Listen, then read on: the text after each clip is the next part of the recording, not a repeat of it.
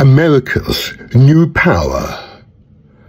The Black Capitalist, a blueprint for what is possible.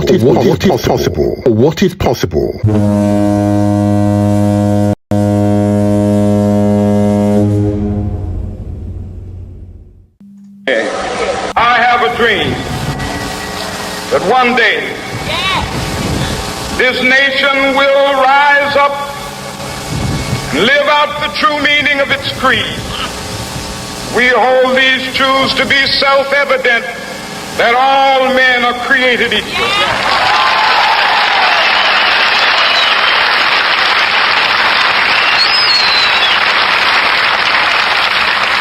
I have a dream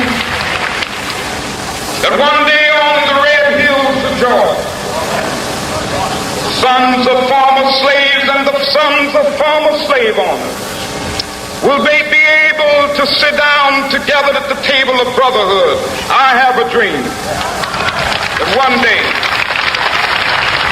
even the state of Mississippi, a state sweltering with the heat of injustice, sweltering with the heat of oppression, will be transformed into an oasis of freedom and justice. I have a dream. My four little children will one day live in a nation where they will not be judged by the color of their skin, but by the content of their character. I have a dream today.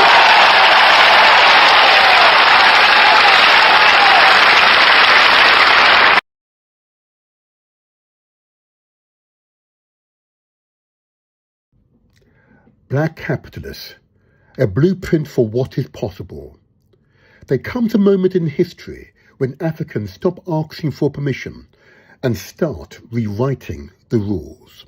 For generations, the story of capitalism has been told as it were never meant to include Africans.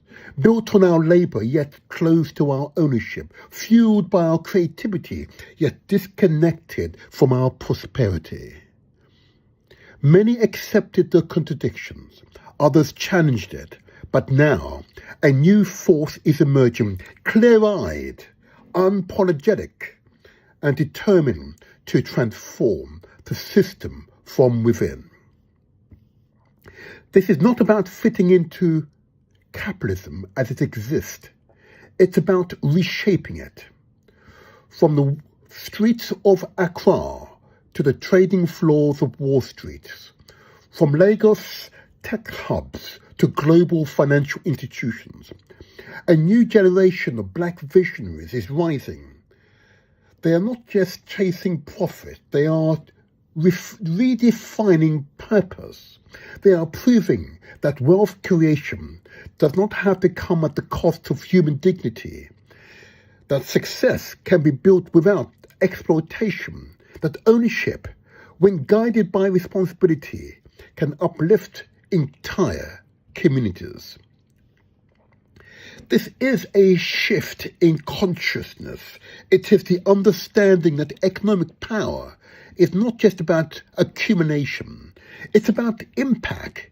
It's about building systems where opportunity is not rationed, but expanded, where innovation is not extractive, but regenerative, where tools once used to exclude can now be used to empower. What you're about to explore is more than a concept. It is a movement, a blueprint, a declaration that the future of capitalism is not to be dictated solely by its past. This is the rise of builders, thinkers, and architects of a new economic reality. This is the era of the black capitalist. Queen Mother, Kwina Tiso Soyo. She is the multi-award-winning queen from the Ga tribe of the Greater Accra region of Ghana. The sheer economic power of Africa. Secondly, they highlight that there are opportunities for us to facilitate and create wealth Thirdly, they highlight the need to address the widening global wealth inequalities and figure out how we can channel the first two observations to reduce, if not completely, bridge the poverty gap. Trading with Africa is good economic strategy. And I'm encouraged to see that the Labour government is attempting to adopt the kind of trade approach that is fair, collaborative, and a win-win for both UK and the continent. Certainly in Africa, we want to see a trade collaboration where the idea of a commonwealth begins to finally reflect in the circumstances of the most economically marginalized of our citizens. In a nutshell, trade between the UK and Africa must seek to eliminate economic inequalities for both parties. Ladies and gentlemen, as an individual, I happen to straddle three different existences: the corporate, the business, and the traditional. And I have... Listen to the voice of the great Kwame Nkrumah, Ghana's first president following independence. In the assembly just minutes ago, I made a point that we are going to say that we create our own African personality and identity. It's the only way in which we can show the world that we are ready for our own battle. But today, may I call upon you all that at this great day, let us all remember that nothing in the world can be done unless it has the purpose and support of God. We have done the battle, and we again rededicate ourselves not only in the struggle to emancipate other territories in Africa. Our independence is meaningless unless it is linked up with the total liberation of the African continent.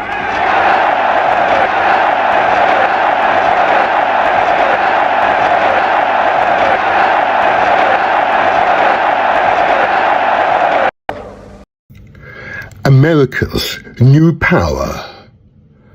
The Black Capitalist, a blueprint for what is possible.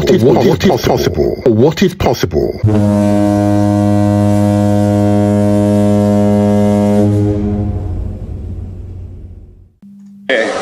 I have a dream that one day this nation will rise up and live out the true meaning of its creed.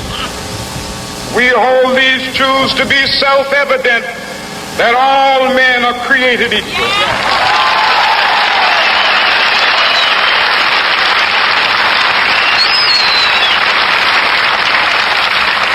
I have a dream that one day on the red hills of Georgia, sons of former slaves and the sons of former slave owners will they be able to sit down together at the table of brotherhood. I have a dream that one day even the state of Mississippi, a state sweltering with the heat of injustice, sweltering with the heat of oppression, will be transformed into an oasis of freedom and justice. I have a dream. My four little children will one day live in a nation where they will not be judged by the color of their skin, but by the content of their character. I have a dream today.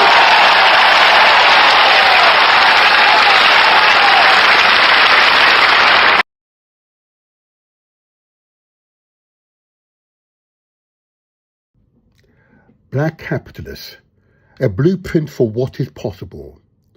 There comes a moment in history when Africans stop asking for permission and start rewriting the rules. For generations, the story of capitalism has been told as if it were never meant to include Africans. Built on our labour, yet close to our ownership, fueled by our creativity, yet disconnected from our prosperity.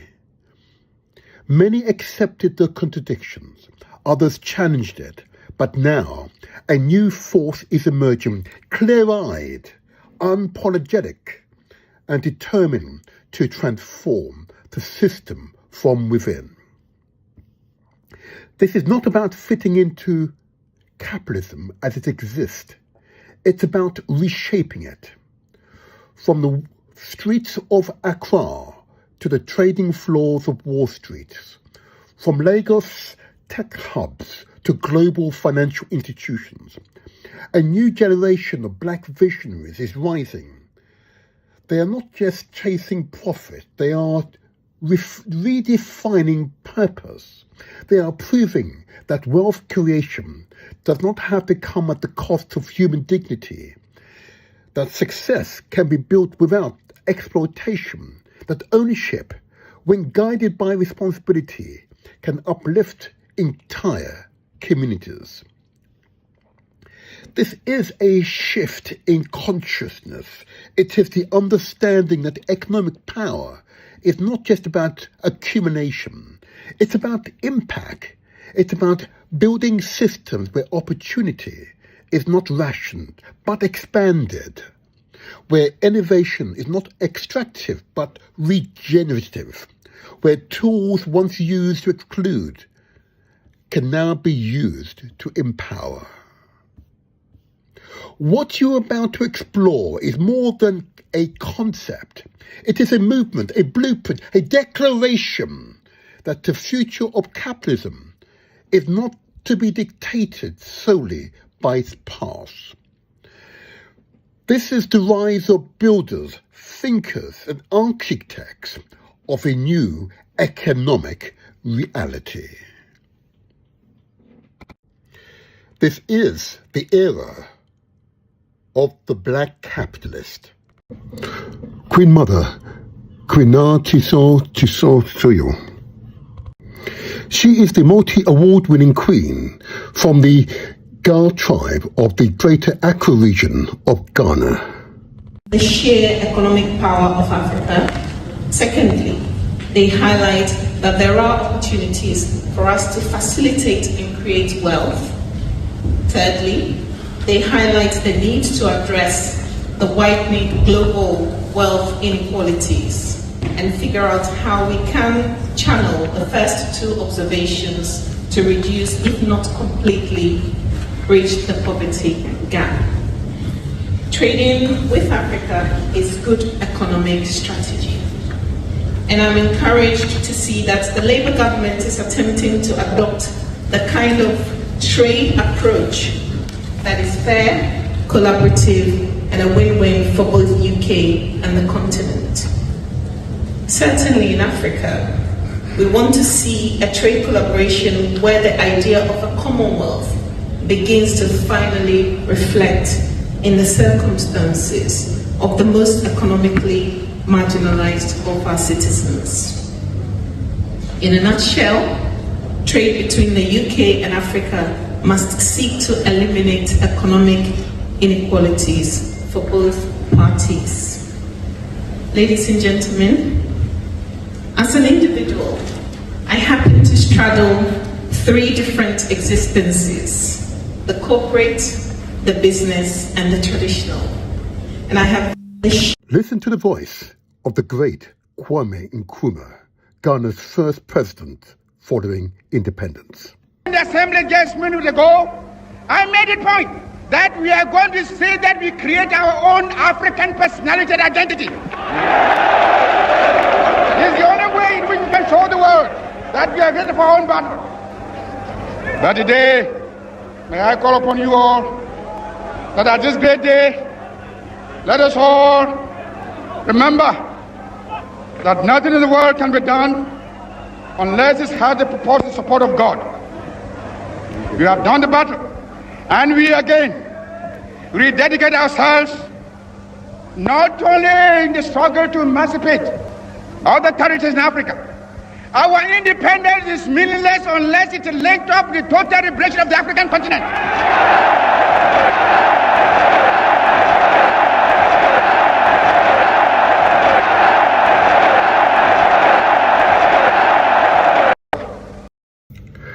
America's new power, The Black Capitalist, a blueprint for what is possible.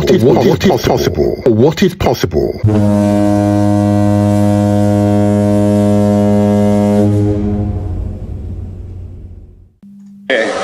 I have a dream that one day this nation will rise up and live out the true meaning of its creed. We hold these truths to be self-evident, that all men are created equal.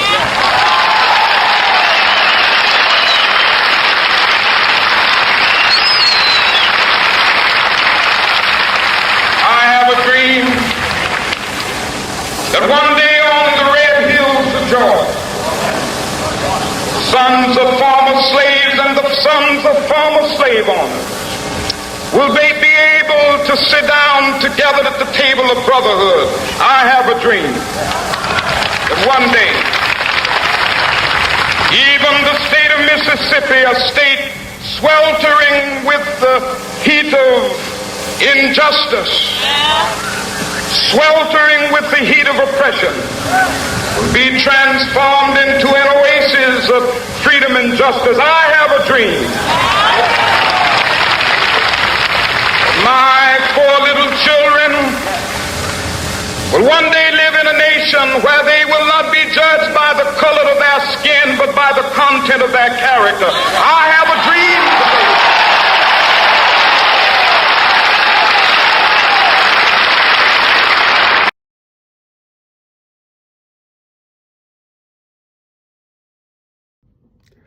Black Capitalists, a blueprint for what is possible.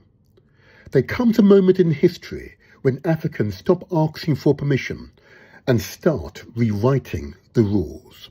For generations, the story of capitalism has been told as if it were never meant to include Africans. Built on our labour, yet close to our ownership, fueled by our creativity, yet disconnected from our prosperity.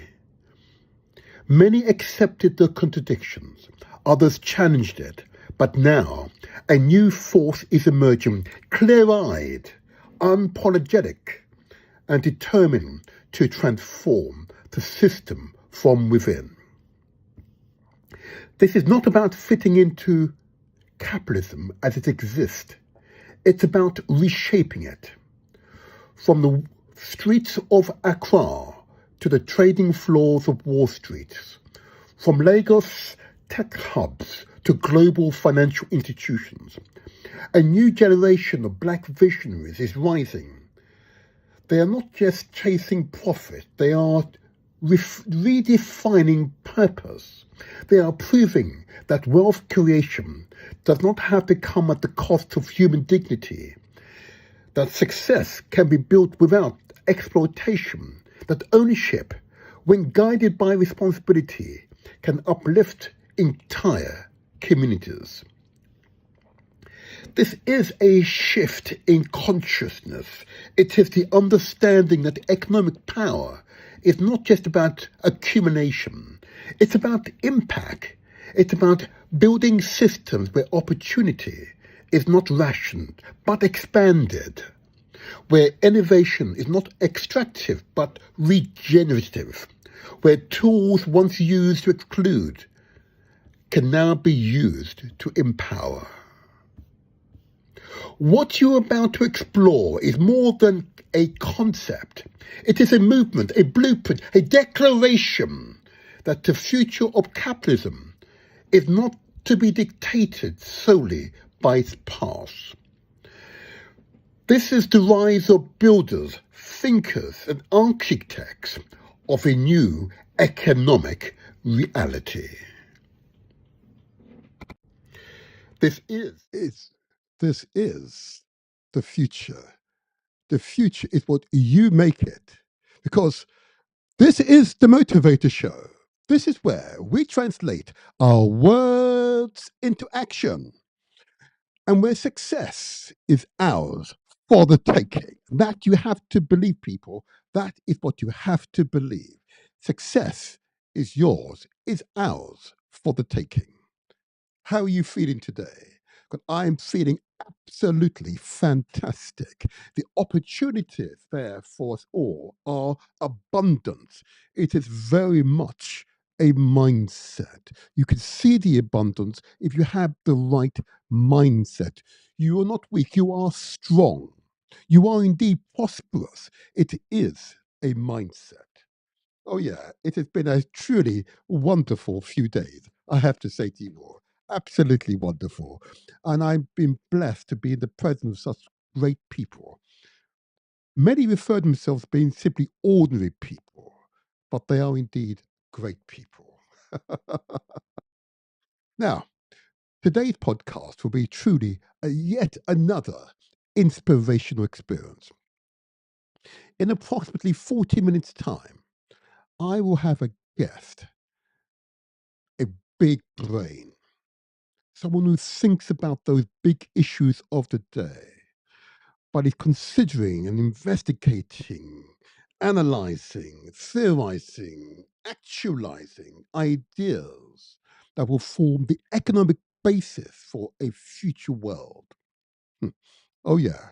Yeah. I am not exaggerating either. I am not exaggerating. The future is very much what we make of it. I know it's difficult. I know it's a difficult concept for some to latch onto because the propaganda suggests that we are weak. We are futile. We are. It is but propaganda. I assure you, it is propaganda. What I want to do between now and then is go through a series of campaign issues, which we, of course, being the Motivator show, are centrally focused. These are the issues of the day. These are issues of concern to you and I, which we want to bring to your attention. But firstly, I want to acknowledge just a few of our past contributors. And surely we've been living in a lap of abundance. Mhm. I want to thank my last guest, of course, Abu Akil. Mhm. We were able to look very closely at that bilateral agreement between Cuba and Jamaica and assess its benefit to Jamaica. Mhm. And we had to look at the facts, the detail, not the propaganda, not the hearsay. Mhm. And in doing so, we empowered you to make a judgment call, an assessment of what you were hearing when you relay what you're hearing with the facts, the details, that's actually true. We found ourselves in a situation in which we had to question the moral compass, the current government of Jamaica. We had to question it. Why would you terminate a program of which millions of Jamaicans have benefited? Mhm. Why would you infer of the people who were committed to the program that their status was questionable? Why, why would you suffer the international humiliation of a foreign country telling you, Jamaicans, what to do? Hmm. What a thingy? Hmm. I want to thank Abu Akil. I want to thank each and every one of you who responded to that podcast, not only to the live, but to the enhanced version of that podcast and understood its importance. Thank you, each and every one of you. And those of you who reached out to us to communicate your views, those who left messages directly in the podcast or indeed sent us messages through our email address, we want to thank you. We want to acknowledge you and accept that your intention was clear and sincere. Your intention was to ensure it's understood your strengths of feeling on this matter because it could be your sons, your daughters, your grandmothers, your grandfathers, your aunties, your cousins, your friends, yeah, your members of your wider community who are now directly impacted by this decision, which was inspired by a foreign country. Mhm. Look, and if those of you still have views on this subject, there you are. There you are. Send us a message. The Motivator Show 501 at gmail.com. Okay? The Motivator Show 501 at gmail.com. I repeat this because following that podcast, there have been gratitude marches in Jamaica, in Kingston, acknowledging the work of the Cuban people.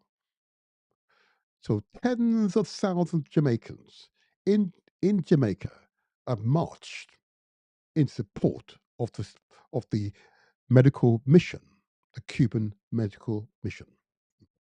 Yeah, indeed. Yeah. Tens of thousands, in response to this podcast, have understood the importance of us all expressing true appreciation for those Cubans. Over 50 years have saved millions of Jamaican lives, brought hundreds of thousands of and their general health. Birth babies, yes, been there. Mhm. Those doctors, those nurses, my biomedical scientists, those surgeons, we appreciate you. We appreciate you. We appreciate you. Well done. Well done. I know that there are plans underway to organize a rally here in London, led by Jamaicans, but you're all welcome, to express our appreciation to the people of Cuba and their almost selfless commitment to the people of Jamaica. Thank you. Thank you. Thank you. There you are. There you are. People of Cuba. What did she say to me? She said, Viva the revolution. Viva the revolution. Oh, yeah. Viva the revolution. Thank you. The Cubans reminded us that social change in which we were able to create greater equality within society so we all can have access to the many benefits of society, access to clean water, access to good education, access to good healthcare, critically, yeah, access, of course, to the infrastructure, new skills that can build the country. Yeah, viva the revolution.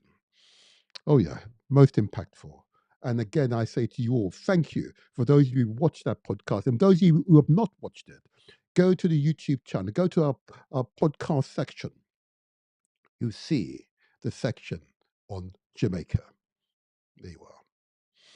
Thank you, thank you, thank you. Again, thank you, Abu Akil. I also would give recognition to yet another of my past contributors. Okay, I want to recognize person, a woman of distinction. Uh, it's important to mention Nigeria in these podcasts, but that a country with incredible potential. We can have it reorganized so those nations within the nations can have greater autonomy and thereby contribute far greater to the nation. Mhm. Or the collaboration, the federation or confederation, or whatever form it is decided upon. I want to mention the wife of Mansi Kano. I want to make sure it's understood that his wife, Lulu, mhm, is a great person, a great woman, operating under incredible strain. Her husband is being forcefully imprisoned in Nigeria for wanting greater liberation for his communities. Mhm. For Biafra, indeed. We here are unreserved in recognizing that the old borders created by foreign powers must be eliminated. It might be decided by Africans what are the correct borders for the people, what is the correct land that is actually owned by the people. In doing so, the stages of reparations underway because reparations begins with self. Deliberate actions of self-repair. That is one action that is long overdue. I say again, it's one action that is long overdue. Mhm. These borders, artificial borders, they are artificial borders. We need to reframe them. Mhm. So they reflect our reality, not someone else's convenience.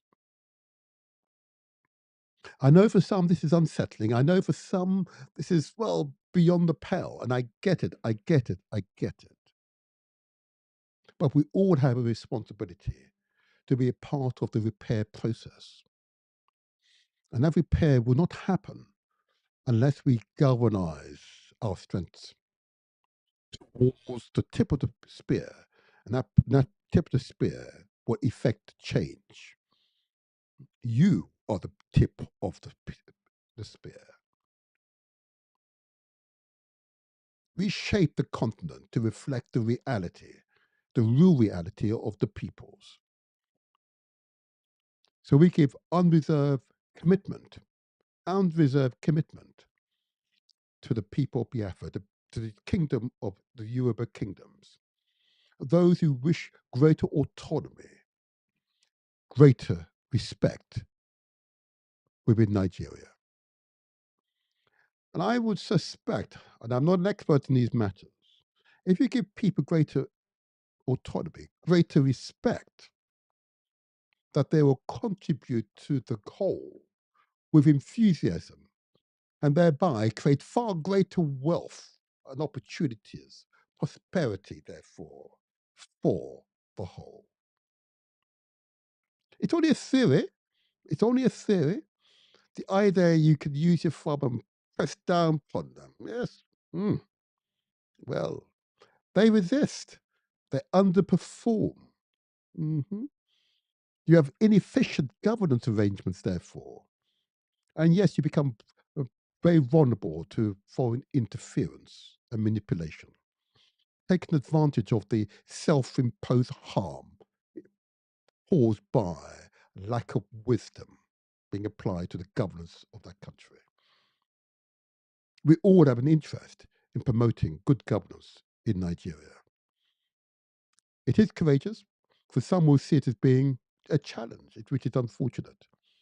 Actually, if Pan Africanism is to be realized, Nigeria must be reformed. It cannot stay as it is, as an as a as a an indication of past decisions, not African decisions. Very important. Take control. Assert yourself. Be yourselves. And if you're being yourself, we will find a way that will ease the pressure because you give respect to all and thereby create prosperity for all. There you go. Well done. I give praise and respect to the IPOB, to Ninas and all the peoples of Biafra, to all the Igbo people of the country we call Nigeria. I give praise and respect to the Yoruba people of that country. I give praise and respect indeed to the Hausa people of the country. I give praise and respect even to the Fulani people of that country. Absolutely. We need to talk to the Fulani people. Absolutely.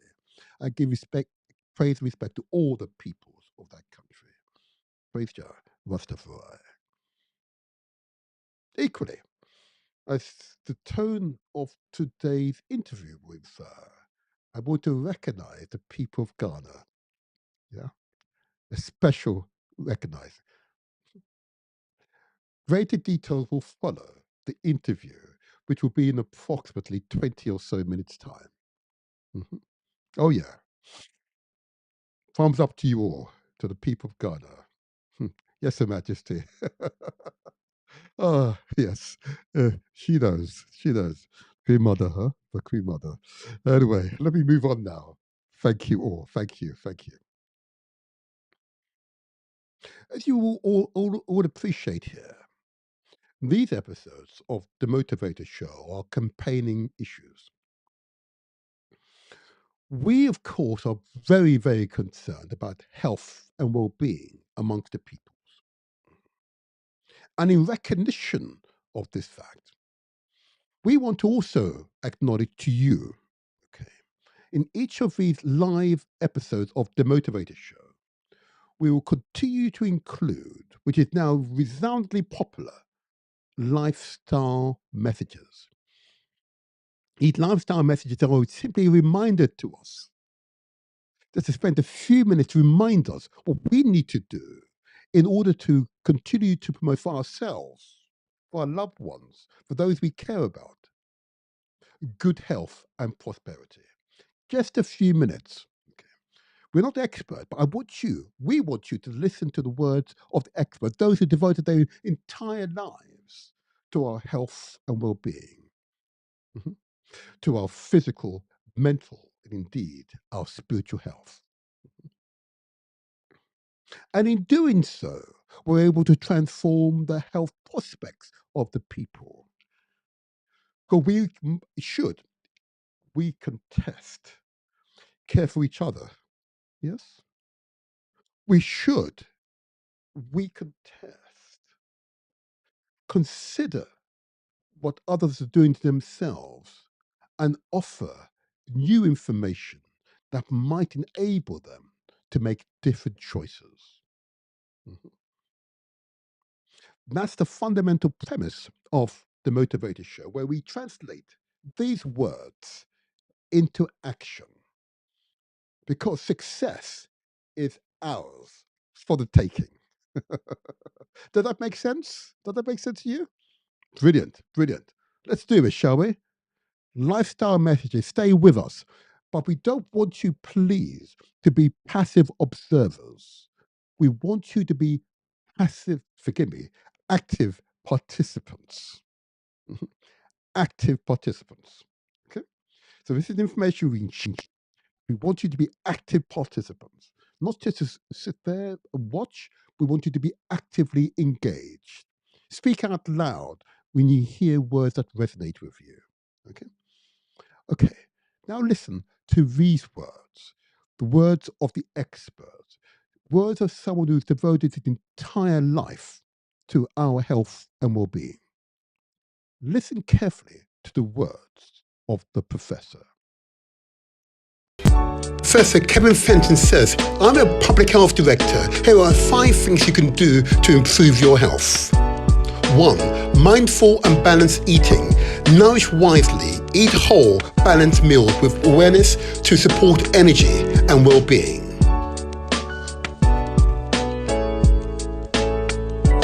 2. Get outside. Be with nature. Time outside reduces stress, improves mood, and strengthens your connection to the world. 3. Stay curious, stay engaged, explore new interests, keep your mind sharp, build social contacts, and boost your happiness. 4. Get active, move it or lose it. Move daily, lift weight, and do cardio, exercise, improve physical, mental, mood, and energy. 5. Prioritize rest and sleep. Disconnect, rest. Quality sleep supports mental clarity, emotional balance, and overall health. What about that? Straightforward messages from the professor who's devoted his entire life to our health and well-being, who've understood that if we repeat these messages, they will get through to you. You understand they're important. There's not hubris on our part. It is simply compassion, a desire for you to be better. Here in Britain, where we're based, okay, the people of African heritage have abnormally high levels of diabetes, high blood pressure, and obesity, and a range of cancers. And that much of this is directly related to lifestyle. Yeah, lifestyle, what you eat, what you do. Okay. Lack of exercise is a profound one. Eating food with a laced with sugar and cholesterol in over abundance amount is clearly clearly harmful. Or food with a laced with all these E numbers, these artificial chemicals, which over time have hormone disruptive efforts and undermine, therefore, the efficient function of our bodies. So it is your choice. You can change it. You can make that decision. You can decide that you want better for yourself, your family, those you care about, those you love, and decide that we are going to do better. But we work together. We can transform our health together because together we are strong. In unity is strength. I say again, in unity is strength. So what I'm heartened by is a number of you heard these messages, understood the importance and responded together and come together in common aim and common purpose. Who've understood coming together, working together, you're more than likely to succeed together. And yes, you can, of course, do this alone. Yes, you can be a loner. Yes, you can be just by yourself and do it by yourself. Absolutely. You can do it very quickly by yourself. But if you want long, sustained success, that will only happen if we work together. In unity is strength. So I want to play a short excerpt from those who've come together in common aim and common purpose, and will now exercise together because they pull their resources. They're now exercising together. I don't want you simply to sit there and watch. I want you, please, to participate. Understand these few minutes might be the only genuine exercise you do for the entire day. Work is not exercise. I say again, work is not exercise. This will be exercise. Watch these people, but actively participate. It's only 2 minutes.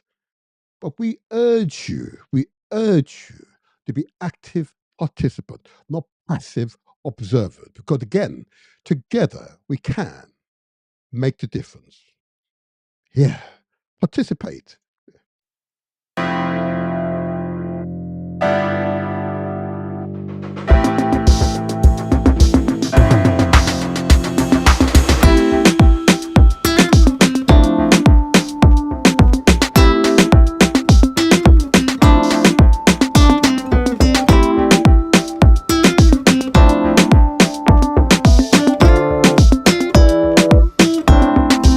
That's right, people. Hope you bend your legs now. That's right. That's it. It's only a few minutes. Only a few minutes. We want to make sure you're healthy. And you watch the Motivator show for the next 100 years. Oh yeah. That's it. We've got ambition here. That's right. Stretch your arm up. Just for a minute or two. There you go. That's it. Absolutely. Absolutely. There you are. Oh. Well done. You see them, they're big and they're small, they're wide and they're thick, they're young and they're older. They come together in common aim and common purpose. They have understood working together is the way forward. Working together, exercise together, pull their resources up their best, exercise together. There you are. You can do the same. In your household, in your neighborhood, you could do the same. That's it. You've got it. Oh. I can feel my legs pushing right now. I can feel my legs going down. That's right. Absolutely. Yeah. There you go. Oh, okay, better stop now. I pushed my arms up. Oh, I did it. Yes. Oh. 2, 3, 4, 5, 10 minutes per day can make all the difference. You're making a deliberate decision that your health and well-being in recognition is indeed your highest wealth. Regardless of what the interview that comes up will tell you about capital and accumulation of wealth, your highest wealth, the most meaningful wealth, is your health. Is your health.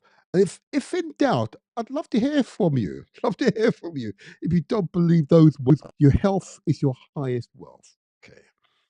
So I would just praise you all. Those of you who've heard these messages have come together in common aim, common purpose in your neighborhood, in your household. You've pooled your resources and now exercising together.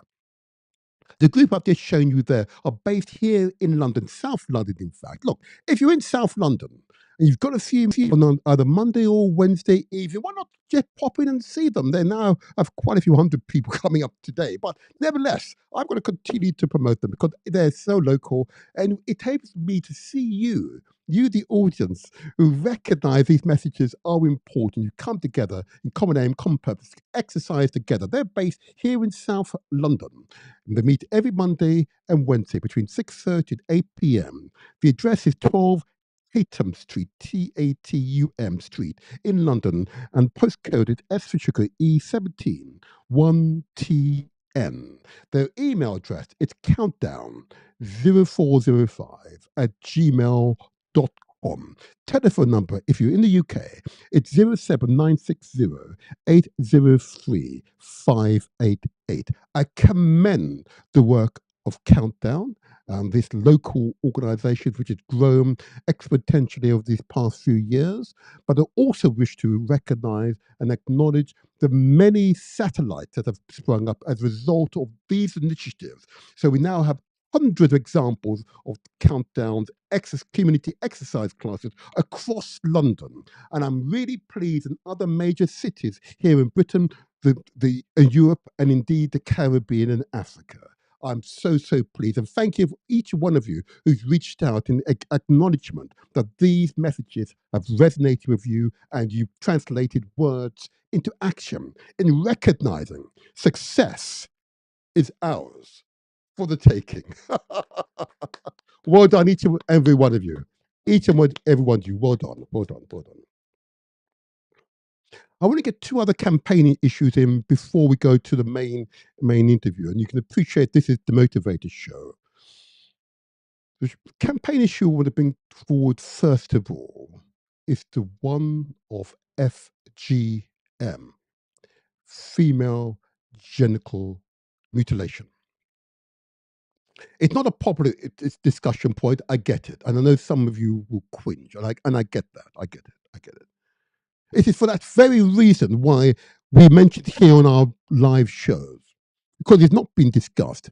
Not the impact is not being discussed widely within the communities, and indeed, even those communities to which it's not practiced, we should take an interest, because we may encounter those women who have been mutilated.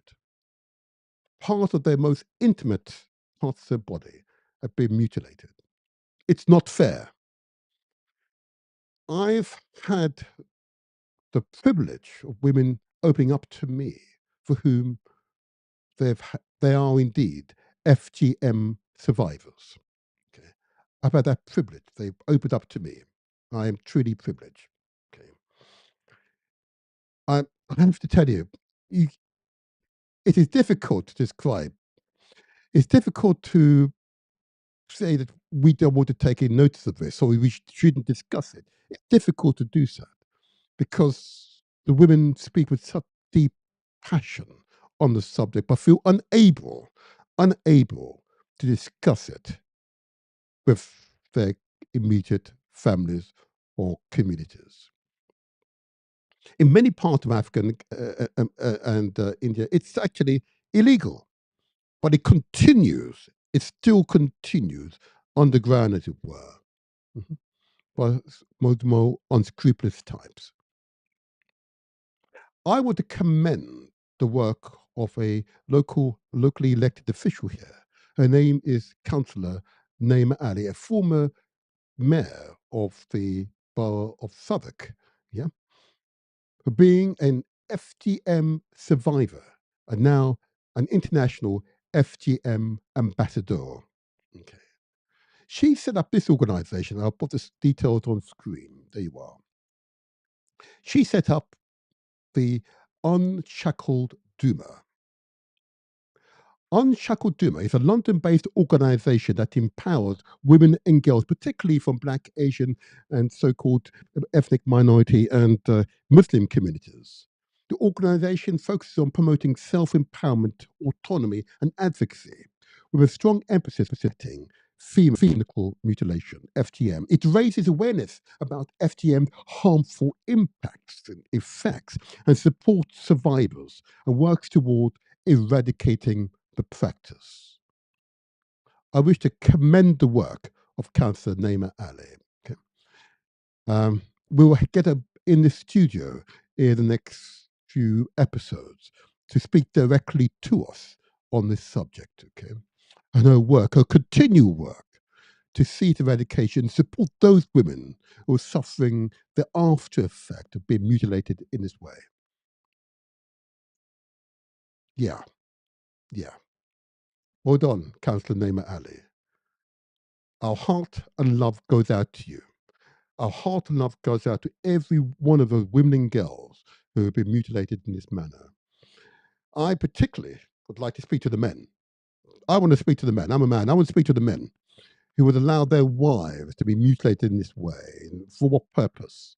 I want to speak to the men. And if there are men who are able to speak to us directly, we would very much like to speak to you about this practice and what it means for you. And why would you condone it? We want to understand you. Look, here's the email address. There's the email address. Send a message to us, The Motivator Show 501 at gmail.com. I repeat, The Motivator Show 501 at gmail.com. Write to us. We'd love to hear from you. We're not going to judge you. We want to understand. Yeah, we want to understand. I'm particularly interested to speak to the men. Yes, I want to speak to women most certainly, and we'll go, and hopefully Councillor Ali and others will be with us soon. But I particularly want to speak to the men. We want to speak to the men. Okay, there you are. Oh, it is a truly, as I said, I've spoken to quite a few women on this subject, and each time I recall their words, oh, dear me. I have no choice. We have no choice here at the Motivator Show to give light to FGM and its harmful effect, its harmful impact on women and girls' lives. You know, absolutely. I know this is very rare on social media to discuss it. I realize that it's not popular, and I get that. I can't apologize though. We have no choice. Praise Jah, Rastafari. I also now want to bring the last of our campaign issue just for today, and that's the issue of climate change. Mhm. Yeah, why climate change? Its impact on, particularly in this case, Caribbean islands. Many of you will recall in the past 2 to 3 years, there have been a series of very violent, dangerous storms in the Caribbean. In 2024, it was Hurricane Beryl, a Category 4 hurricane. In other words, winds of over 100 miles an hour, high intensity. Yeah. In 2025, we had Hurricane Melissa. Yeah, Hurricane Melissa, Category 5 hurricane with winds of above 185 miles an hour, more than 100 kilometers per hour. Yeah. This is dangerous winds. A small pebble traveling at 185 miles an hour, more than 100 kilometers an hour, is an extremely dangerous projectile. Imagine an entire swathe of an island experiencing winds of 185 miles an hour. The intensity, how dangerous that is, how devastating for those communities directly affected by the storm. Jamaica was hit in 2 years running by these superstorms. Okay? We're just crossing our fingers it doesn't happen again in 2027. There are organisations here in Britain, where I'm based. Okay, one organisation, PNP UK, is committed itself to raising resources to build back better in Jamaica. We know the government is trying, and we're not going to criticise the government. The government is trying. It has received significant resources, mind you, but it is trying. But the pace of change is too slow. There are people whose livelihood have been totally destroyed. Their entire village flattened. They have nothing. Even the public buildings, the hospitals, the schools, have been destroyed. The clinics have been destroyed. Mhm. So PNP UK has chosen one school that was partially destroyed and decided to commit its energy, their energy, towards building back better the school. That's what they want to do. That's the vision they have in their mind. Commitment to making this school, one school at a time, build back better. If we work together, anything is possible. I say again, if we work together, anything is possible. So I want to commend the members of PNP UK. Okay. But before doing that, I want you to hear the words of this one school principal and her very public appeal to us all here in living relatively safe zones and asks that we contribute to putting that school back together again. So the little one, the babies, can enjoy the teaching and learning experience. Mhm. Is that reasonable? Is that reasonable? Hey, is that reasonable? Mhm. Listen carefully to the words of this school principal. And I know, like me, you'll be moved. At least what you can afford, give what you can afford. Mhm. And I always say to people at this point where they say, well, we're not sure, just listen to this school principal, She isn't earning a fortune, okay? She's simply devoted to those children's development. PNP UK, Hurricane Melissa Disaster Relief Fund appeal for a better Jamaica.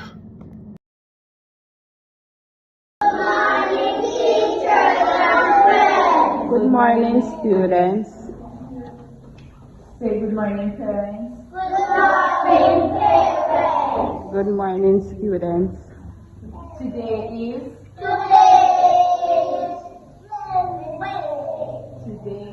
what month are we in? We are in the month of January. Everyone, I am Lexia Lewis Hines, principal of the New Building Early Childhood Institution in New Building, Nain, St. Elizabeth. We were adversely affected by the passing of Hurricane Melissa on October 28, 2025. And as such, we lost our school roof, we have lost furniture, books, and other learning materials for our young ones. I am hereby making a plea asking for any contribution that can be given to assist us in further renovating our school building so that our students can return to some semblance of normalcy. We have already received some donations and we're able to cover half the roof. The other half is patched up with the old zinc that was there from before. And as such, any contribution is an investment in our young ones, the future generation. And so this is my plea, asking for any contribution that can be given in assisting us to be better able to facilitate our young students. Thank you so very much. New Building, Early Childhood School, New Buildings District, Nain, St. Elizabeth, Jamaica.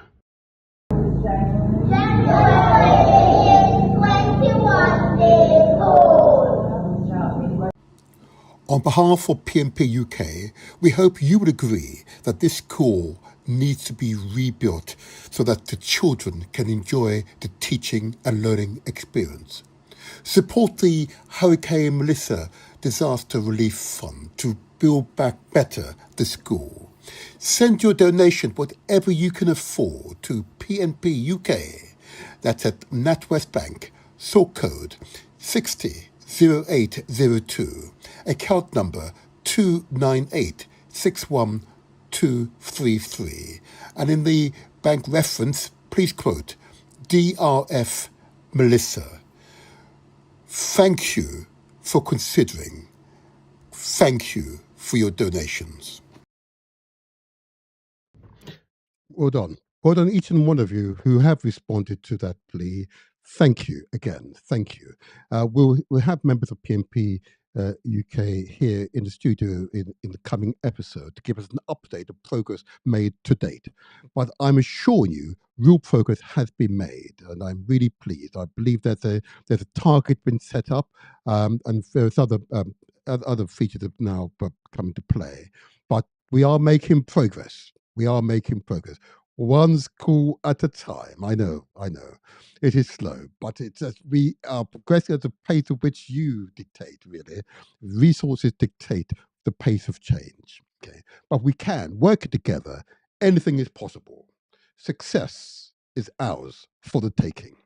In unity is strength. The people come together. The people of the world come together in common aim and common purpose. And I know you will understand the importance of those words. Thank you, thank you, thank you. It's now time for our keynote interview. Mhm.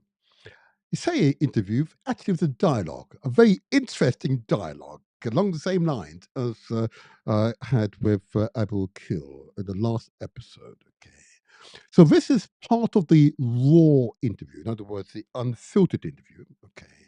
The enhanced version will be available in about 6 hours' time, and it will be truly interactive. It provides you far more information, but presented in ways that you and I can fully understand. Okay, yeah, I know this is capitalism, because this time we definitely need it to be well thought through, distilled in a manner that you, the masses, can understand. And particularly those of you who have the talent to be able to run corporations, run companies, yeah, who have the drive towards success and understand the importance of wealth creation in the community, creating jobs, developing skills in the community, being genuine contributors to the community, not takers from the community. This episode, if you're in any doubt, would certainly get you underway, because the inspired African woman that we will speak to, okay, truly is inspired. Okay, she's dread. Oh yes, but fully gone in. Oh yeah, truly inspired. I was most impressed.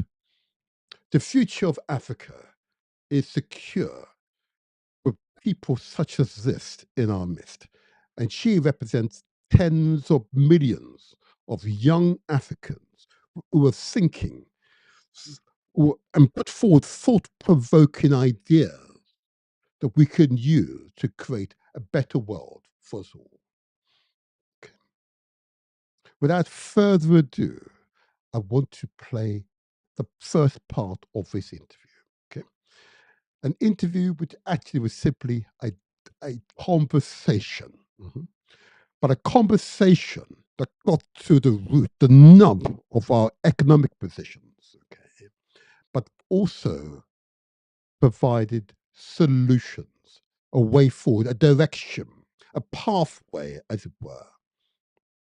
Oh yeah, oh yeah. Listen keenly. If in doubt, ask questions. I say to people, if in doubt, ask questions. Remember, this is where we translate our words into action, because success is ours for the taking. Praise Jah, Rastafari. Good morning. It's the Motivator here. This is where we translate our words into action, and where success is ours for the taking. Hey, people, I've got another inspirational podcast ahead of us today. And you can see her, an inspired African woman, a well-learned woman, a woman who's going to put to us ideas for the future, an economic model, both for African countries, hey, for the entire continent, why not? This is the path towards Pan-Africanism. This is the path to united Africa, where we have people who are learned, and are putting forward ideas that will solidify our futures. And no longer simply being the copies of others, but we have a sort of African-centric view, in this case of economics, social systems, how we will see the world. And yes, she doesn't refer to herself as being a genius, okay? She not even refer to herself as being well-read. What she has said is that she's got ideas, recommendations for us all to consider. And she's a doctor. I'm going to ask her, please, to introduce herself. And I'm assuring you, audience, you'll be truly inspired and proud. She's a daughter of Africa. Over to you, ma'am. Wow. What a welcome. Thank you so much. I'm Dr. Rachel Laye, and I'm a proud Ghanaian, proud Ga woman, especially at that. And a bit about me, I'm an entrepreneur. I'm a Wall Street professional. I did my doctorate in both sociocultural anthropology as well as Black studies, and have just always been at the nexus of race, capitalism, and money. And so those have been my points of curiosity for so many years now. And I'm also the author of my recent book, Black Capitalists, A Blueprint for What is Possible. That book is what today's podcast will focus on. I have to say, these are stimulating reads for people like myself, and I'm used to reading many books each year. I have so many well-read guests, I have to say. I have to read far too much, to be honest with you. But nevertheless, if we are to plot a future for Africa, okay, we need to study.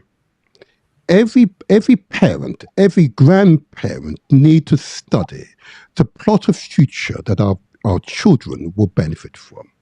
And the works of this wonderful human being, I'm assuring you, is a clear rung in the ladder for us moving towards our goals.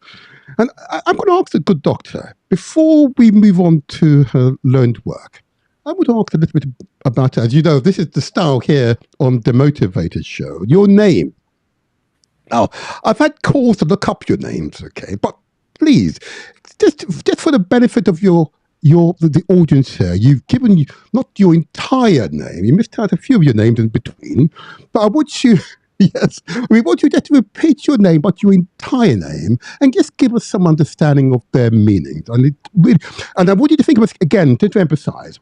Here we are, we're part of this diaspora, 250 million Africans, okay? We're out there, as you know, in the cold, as it were. I know you live in the United States, of course, but out there in the cold. And we're slowly gravitating back to the source. And each time we hear the name from the source, we gravitate and want to understand. Please allow us to understand your names.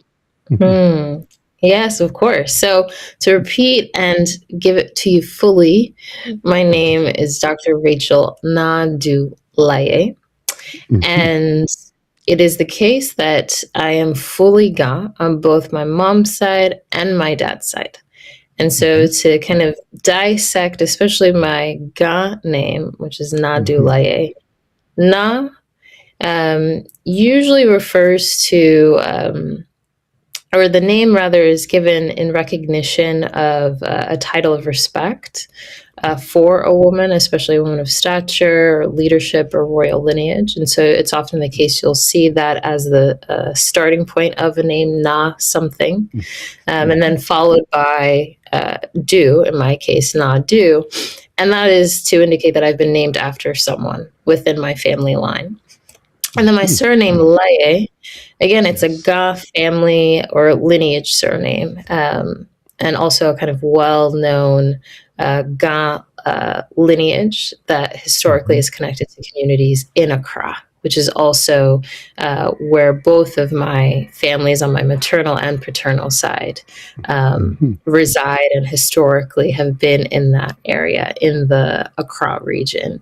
And so that is so much of the definition behind my name, but also what's most powerful about it is that it kind of serves as a location device, if you will, or a GPS to really identify me back to my family home and who I belong to as well. And so I have the privilege and blessing to be able to know where on the continent I come from and who I'm a part of and what community I'm a part of as well. Wow. Isn't that beautiful, audience? Huh? Isn't that beautiful? Wow. Isn't that beautiful? And so you mentioned it. You might just for a minute or two, just tell us a little bit about the history of your own family. Let's give it just a short excerpt of the history of your own family. Yeah, it's fascinating that you asked me that, because I, as someone who, and just to give you some context, you kind of mentioned how, I've lived in the US and I was born in the US. But soon thereafter, I actually moved to Accra, where my grandmother on my mother's side raised me for a few years. And then I went back to the US and I've been back and forth ever since. But in the recent past, I've been on my own journey of really learning about my family history, both on my paternal and my maternal side, especially because, especially in early years and throughout the rest of my childhood, I was raised by my mother. And so, I had a strong understanding of my maternal side. And, I come from a family of entrepreneurs who have been or experienced great success in the work that they've done across trade and hospitality. Both my grandmother and my grandfather have been kind of leaders at the vanguard when you think about their respective industries and hospitality. But then even more recently, to learn about my dad's side of the family. And I kid you not, as I've been on this journey of archiving and preserving family history, as recently as this past December, going home and learning about family history and even learning about my connection to my own royal lineage. And to give you some sense of that, I sat down with my father this past year and to learn about my grandfather, who's the chief of our clan, and to learn about just the different components and the ways my family has been of service as well to the God people has been something that I am learning in real time, and has been such a gift for me to myself, get reconnected to home, as well as someone who's part of the diaspora and has been away for a considerable amount of time. So that is unfolding in real time, but has been a big part of my family history, I find. Wonderful. It's exciting, isn't it? Isn't it exciting? Yeah, to rediscover your real roots, your family roots. I've been on a very similar journey. I use, in this case, I had no choice but to use African ancestry, which is, of course, they are able to genetically profile my genes. And it was fascinating that, in case of myself, 99.99+% come from people in Benin. Special people in Benin, very spiritual people. I'm looking forward to the day, maybe this year or next year, to go visit them, because these are my direct genetic connection, and they are a small group of people, and very spiritual. Even if each time I say this, it's quite emotional. I suspect that there will be a profound experience, and I wish to encourage the audience, those who have African heritage, part of that diaspora, to do the same. But I'm touched, but listening to you and how you speak about your father now, as well as your mother, there's that, wow, and it defies the propaganda we've been exposed to about the history of our peoples, doesn't it? And it gives a new perspective to life and the world. That's right. That's right. Wow. It's a powerful thing to get reconnected to self, and also to feel more connected to one's ancestry, because they are living in us. And so what an opportunity to enliven that part of ourselves and get reactivated in that. And so that's, for me, has been a tremendous kind of learning experience as I get deeper and deeper into it. So I look forward to hearing about Benin when you make it there, and for others too. I think, especially when you're talking about Ghana, 2019 was a pivotal year in terms of year of return, and it being such a moment to celebrate the resilience of the global Black community and draw people back to the continent. And so many of my friends who are part of the diaspora, you know, for them to see just the twinkle in their eye and that kind of activation of spirit to connect back to something that felt familiar, but they did not know why, you know. And so again, I think it speaks to that kind of ancestral carrying that we do, and what gets activated, what new, you know, learnings, new insights that get triggered in us as a way to, you know, feel a little bit more of ourselves in that process. And so it's tremendous. Thank you. Whew. Now it's only a few minutes and I feel it. I really feel it. Wonderful. This is wonderful. I now move to you, if I may. Now, I note that you have a PhD in anthropology. Question, and you did link it in your intro, but why would an anthropologist write a book about capitalism? Well, you know, I've got a question. I'm pleased you laughed. Go ahead. Well, I'm curious. Is it the case that an anthropologist would not? Is it surprising that an anthropologist would write a story about capitalism or about finance? Because I think that's I was going to respond this way. That I suppose I'm within my circles, I have anthropologists who take absolutely no interest in social systems, none whatsoever. They're concerned about human evolution and organization, but not about the economic system. Now, am I misinterpreting their interest or misinterpreting anthropology? Great question. So I would say my learning of anthropology was very much shaped by the thought leadership of those who I studied under. And so it was the case, you know, I did my undergraduate training at New York University, and some of my greatest professors were anthropologists.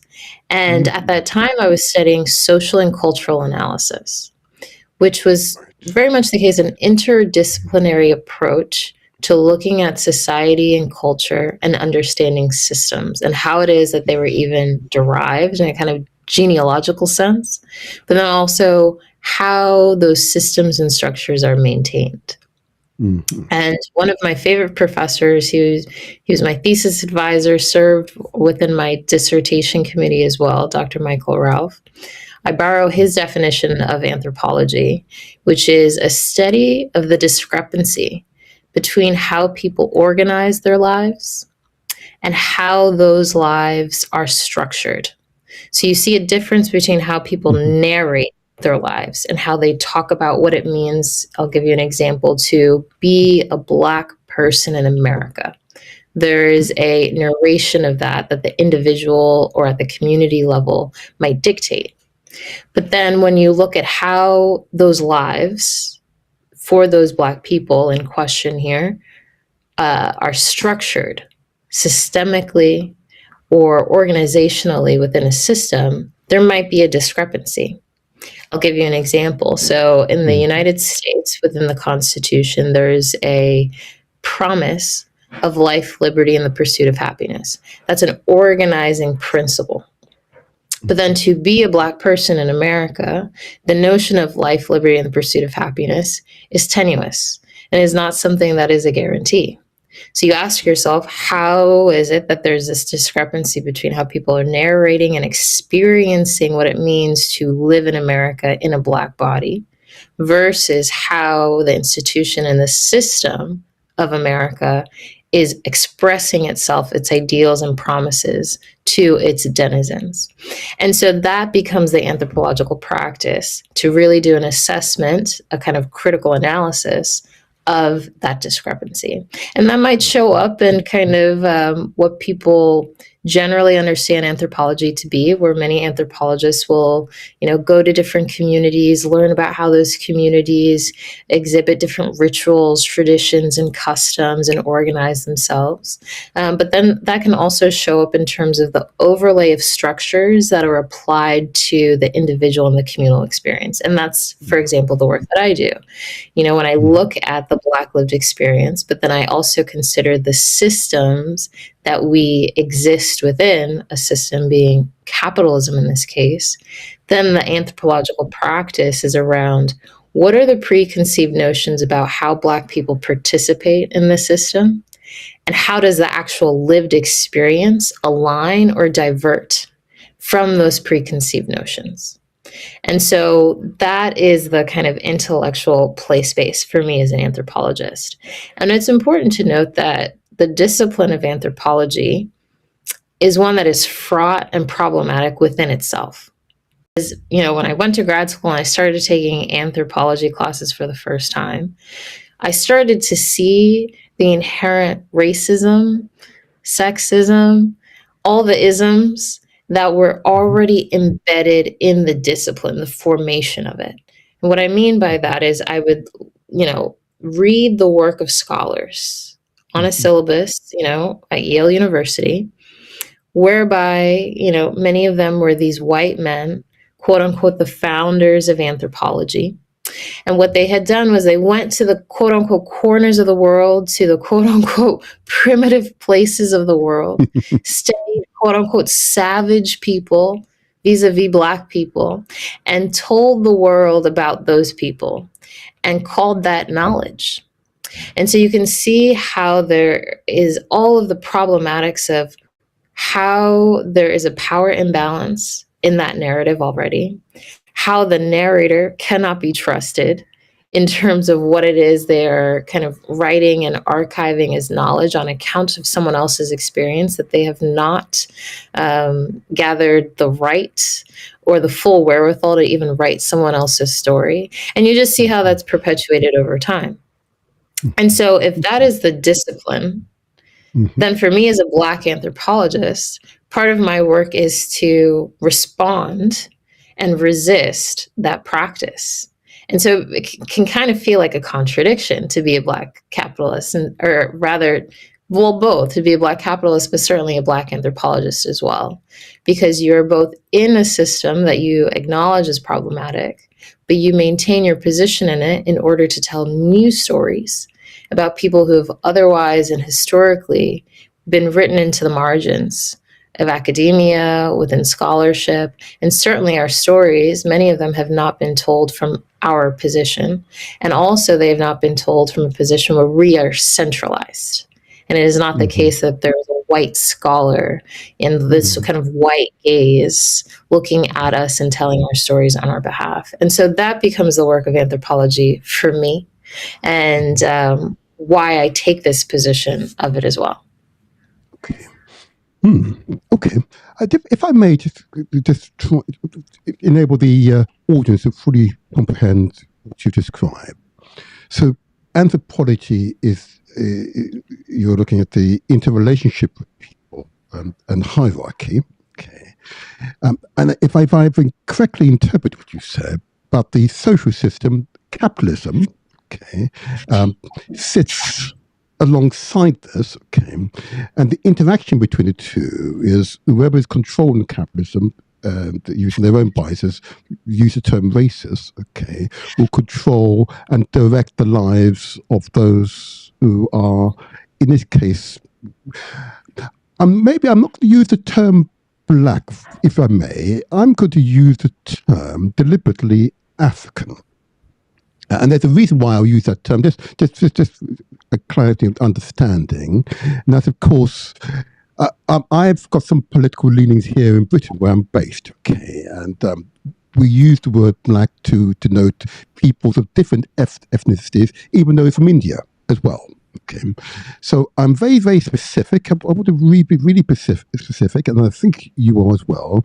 Now, we are referring to people of African heritage, okay, and that's their identity, even though the propaganda, particularly in the United States, will refer to something other than African. Okay? And that is a real dilemma. It's a real dilemma, as I mentioned to you at the beginning of prior to us going live, and that is that identity. And that's identity once lost is difficult to regain unless you raise your consciousness to want to go fetch it again. Yep, Sankofa, as it were. Okay. So let me come back to the point you've just made. I did want to make sure the audience understands what you've described. Could you start off by describing anthropology? And if I've understood what you said, that is, of course, this interrelationship between people. Okay. You didn't use the word hierarchy, but I've interpreted that to be by hierarchy. Okay.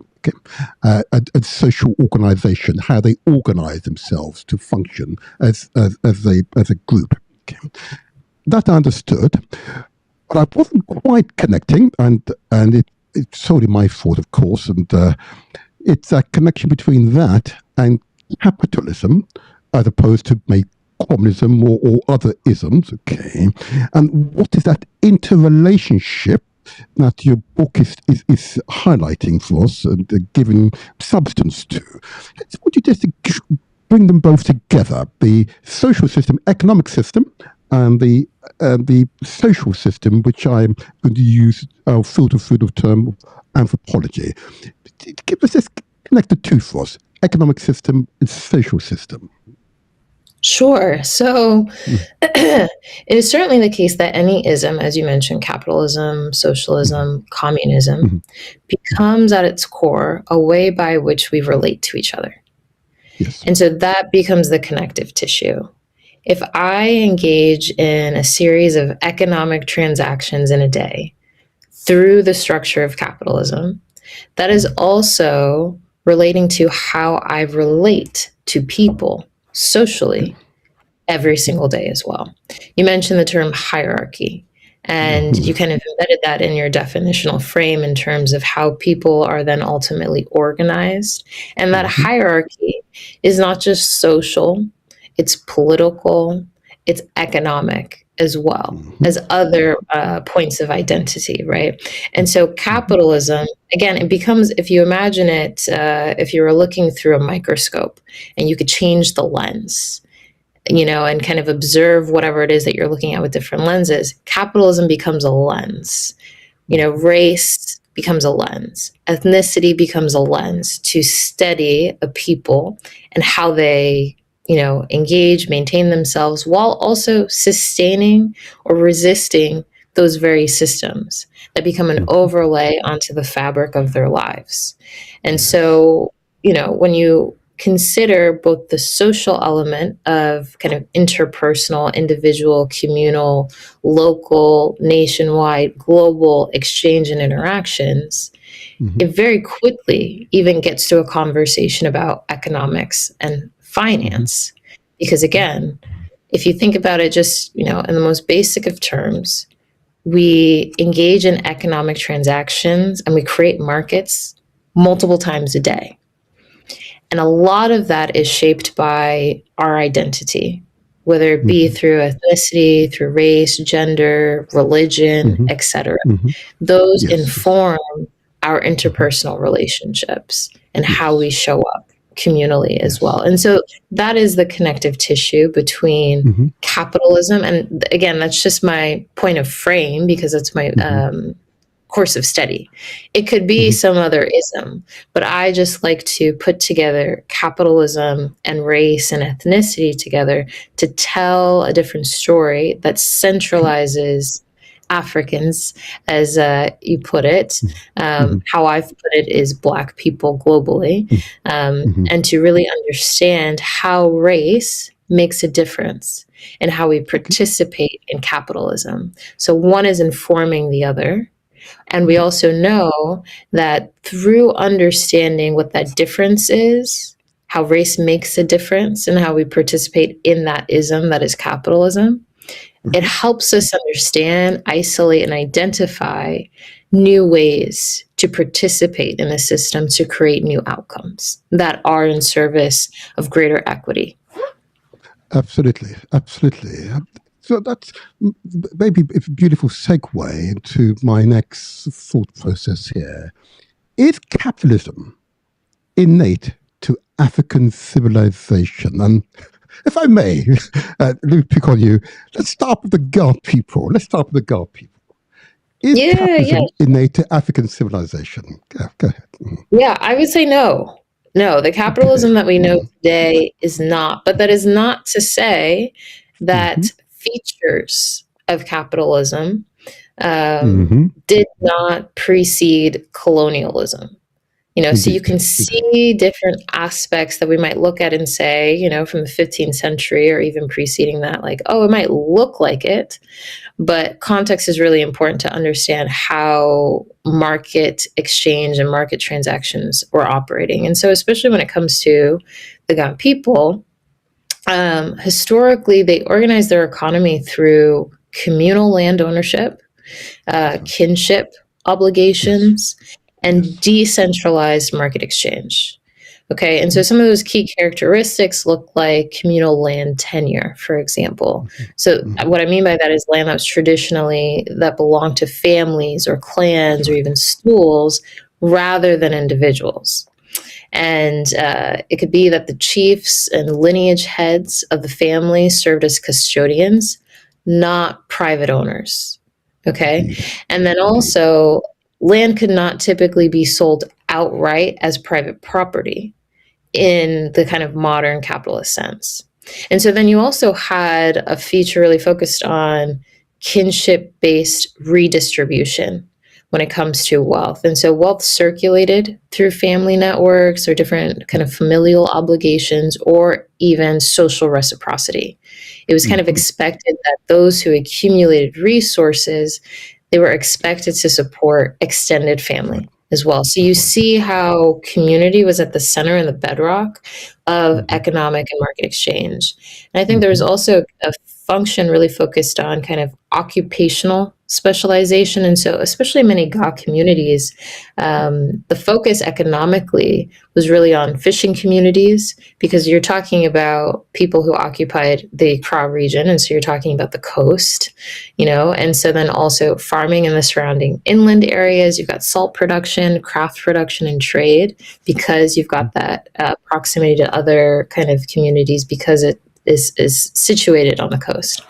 And so these were all integrated through kind of local markets and regional trade networks. That's right. And so that gives some context for what market exchange looked like pre-colonialism within the Ga people. And what makes capitalism different from that and a deviation is you have a focus in some of the defining structures of modern day capitalism is really focused on private ownership of land and capital. And before you go to, forgive me, Doctor, for interrupting there. Before we get on to the capitalism which is found in America, I did want to just continue to focus on Africa and African civilizations. Okay, so you've indicated a model common amongst the Ga people. Is that, would you say, unique to the Ga people, or is that a common model that might be found across West Africa and much of East Africa as well? Yeah, I would say so. I think the specifics when it comes to the specialization within the economy, like I was speaking to, whether it be like fishing communities across the coast, that was more something that's, I would think, specific to the Ga people, especially because of what they are proximate to, and that being the coast in this scenario. But when it comes to what I was talking about in terms of communal land tenure or kinship-based wealth redistribution, or some of those other functions across like occupational specialization and trade and agriculture, absolutely, you see that kind of running throughout the continent. Yes. And my much, I thought you might answer that, man, is that that was common here in Europe as well, that family, but certainly here in Britain, that's for sure. And indeed, we remain subjects of the crown. There's crown land still here, indeed. There are manor houses, which all follow very similar lines. I must say, so wasn't just unique to Africa, but most certainly to much of the world, in my initial observation. But you're the expert. You could say otherwise, of course, but it does appear to be a bit familiar across the world. Yeah, go ahead. Yeah. But then you see, in Europe, especially between the 16th and 19th centuries, the practice of capitalism being refined and perfected. And then when you pair that with colonialism and even today neo-colonialism, you see how capitalism has made quite a stark deviation from how those kind of practices that I spoke of pre-capitalism, and how it's kind of morphed into what it is today, or evolved rather into what it is today. Okay, so that therefore very neatly now takes me on to, if I'm going to use the term, I know essentially it started from here in Europe, and particularly Britain and Germany being leading proponents, but I'm going to focus just for the moment, as you're in America, American capitalism. Now, if you were asked to describe its daily manifestation, how would you describe it in relatively few words so that the mass of us can understand? Doctor, go on. Yeah, sure. If I would describe American capitalism, which again, you're going to see resonance beyond the US, but I'll speak just to America. Some of the defining features, if I were to take, 5 or 6 of them, first and foremost, certainly private ownership of land and capital. Private ownership meaning individual actors or collective actors that are not beholden to a degree, say like state regulation. So that's what I'm talking about when it comes to private ownership. Then you also have another key feature around profit maximization as a central organizing principle. By definition, capitalism is about how private actors engage in the economic system to create excess profit. That's really what it's about at the end of the day. And so profit maximization is critical to that. Another key function is wage labor systems. And so if you are a private actor with the intention to create profit in excess, you are also accounting for the end-to-end supply chain. And so you are acquiring resources and investing monetary capital for those resources. And some of those resources are human capital that are actually producing the value.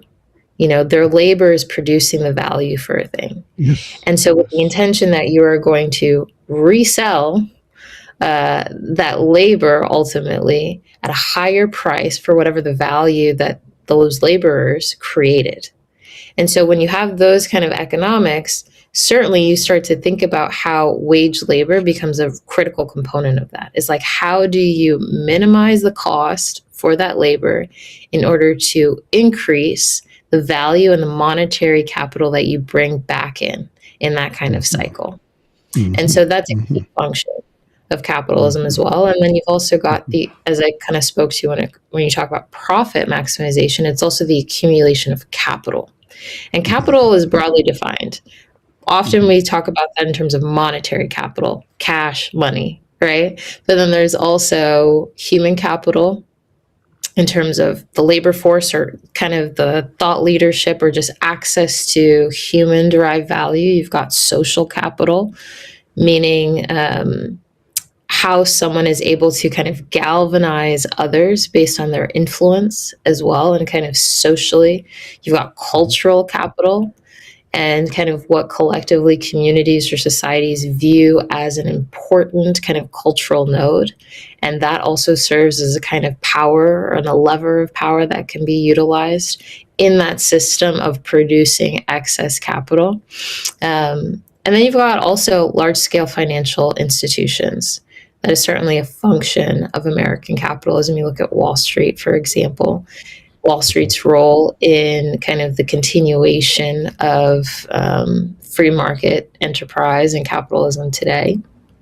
And then I would say another key function or feature of American capitalism is really focused on formalized markets governed through contract law as well. Yes. And you see that in terms of governance and how contract law really institutionalizes a lot of these kind of privatized markets as well. So those are some of the key features. And if I were to just kind of put it to a point, it's really about that kind of private ownership, excess capital accumulation, and profit maximization.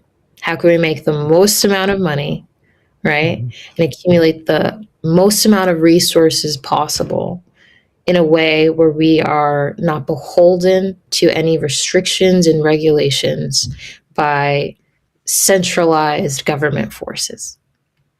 Fascinating. And you're right, of course, that we'll describe excerpts of American-style capitalism, as opposed to the capitalism, if I may use that term, lend that term, for the system that the Gulf people describe, where you had communal ownership, but it was intended to benefit the people. Yes, that's right.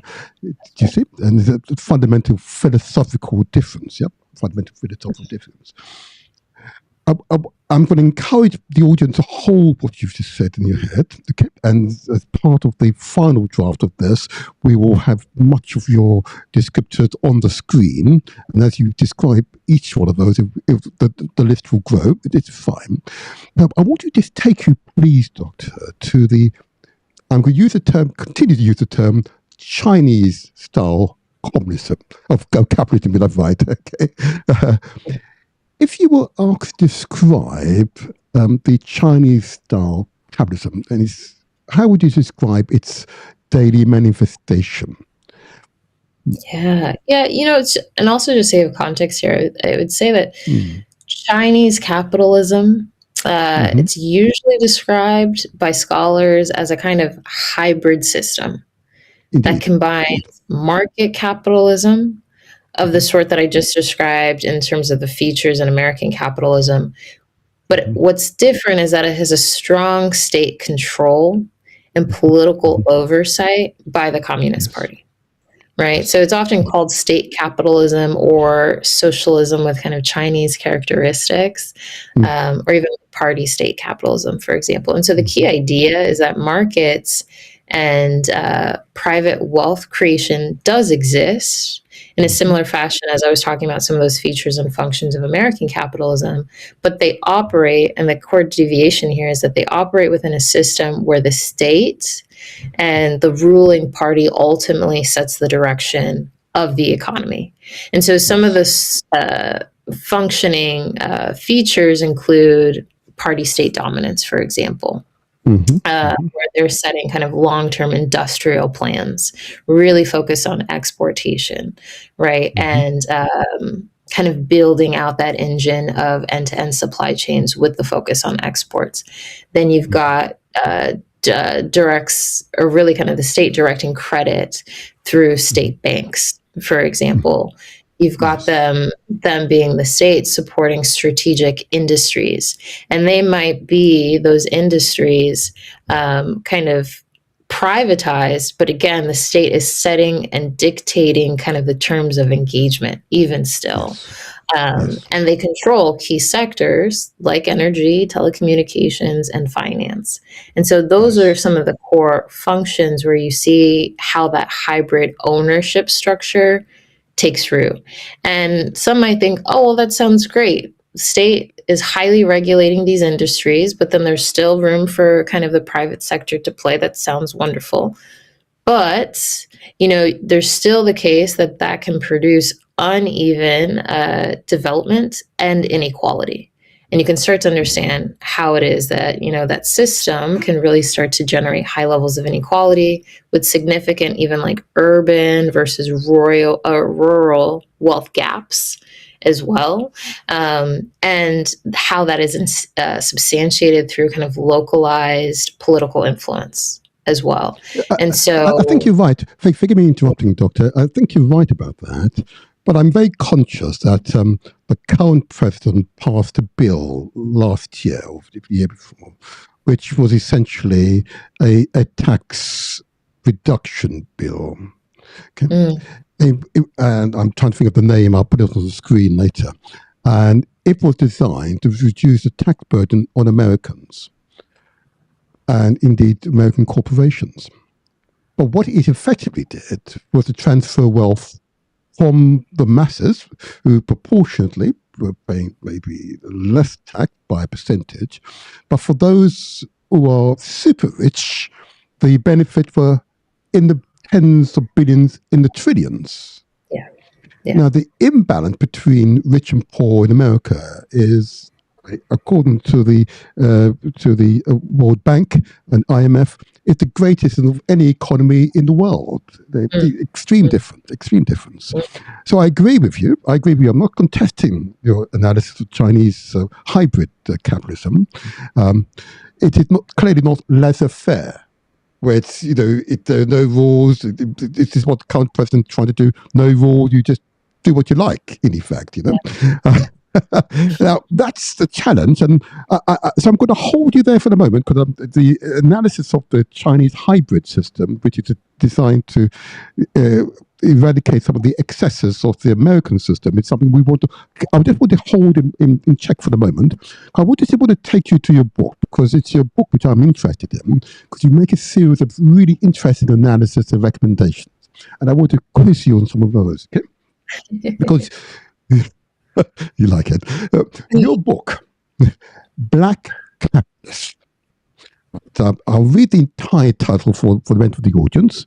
A blueprint for what is possible contains a series of recommendations. They are intended to help African Americans, indeed the Ghana people of Ghana, or the future of the United States, or an African super state. What are they designed? Who are they intended for? That's the question. Is it for the Ghana people? Is it for African Americans and those of diaspora? Or is it to support the establishment of a future African super state? First of all, let's get that first question out the way. Then we look at the recommendations in some detail. Go ahead. Yeah.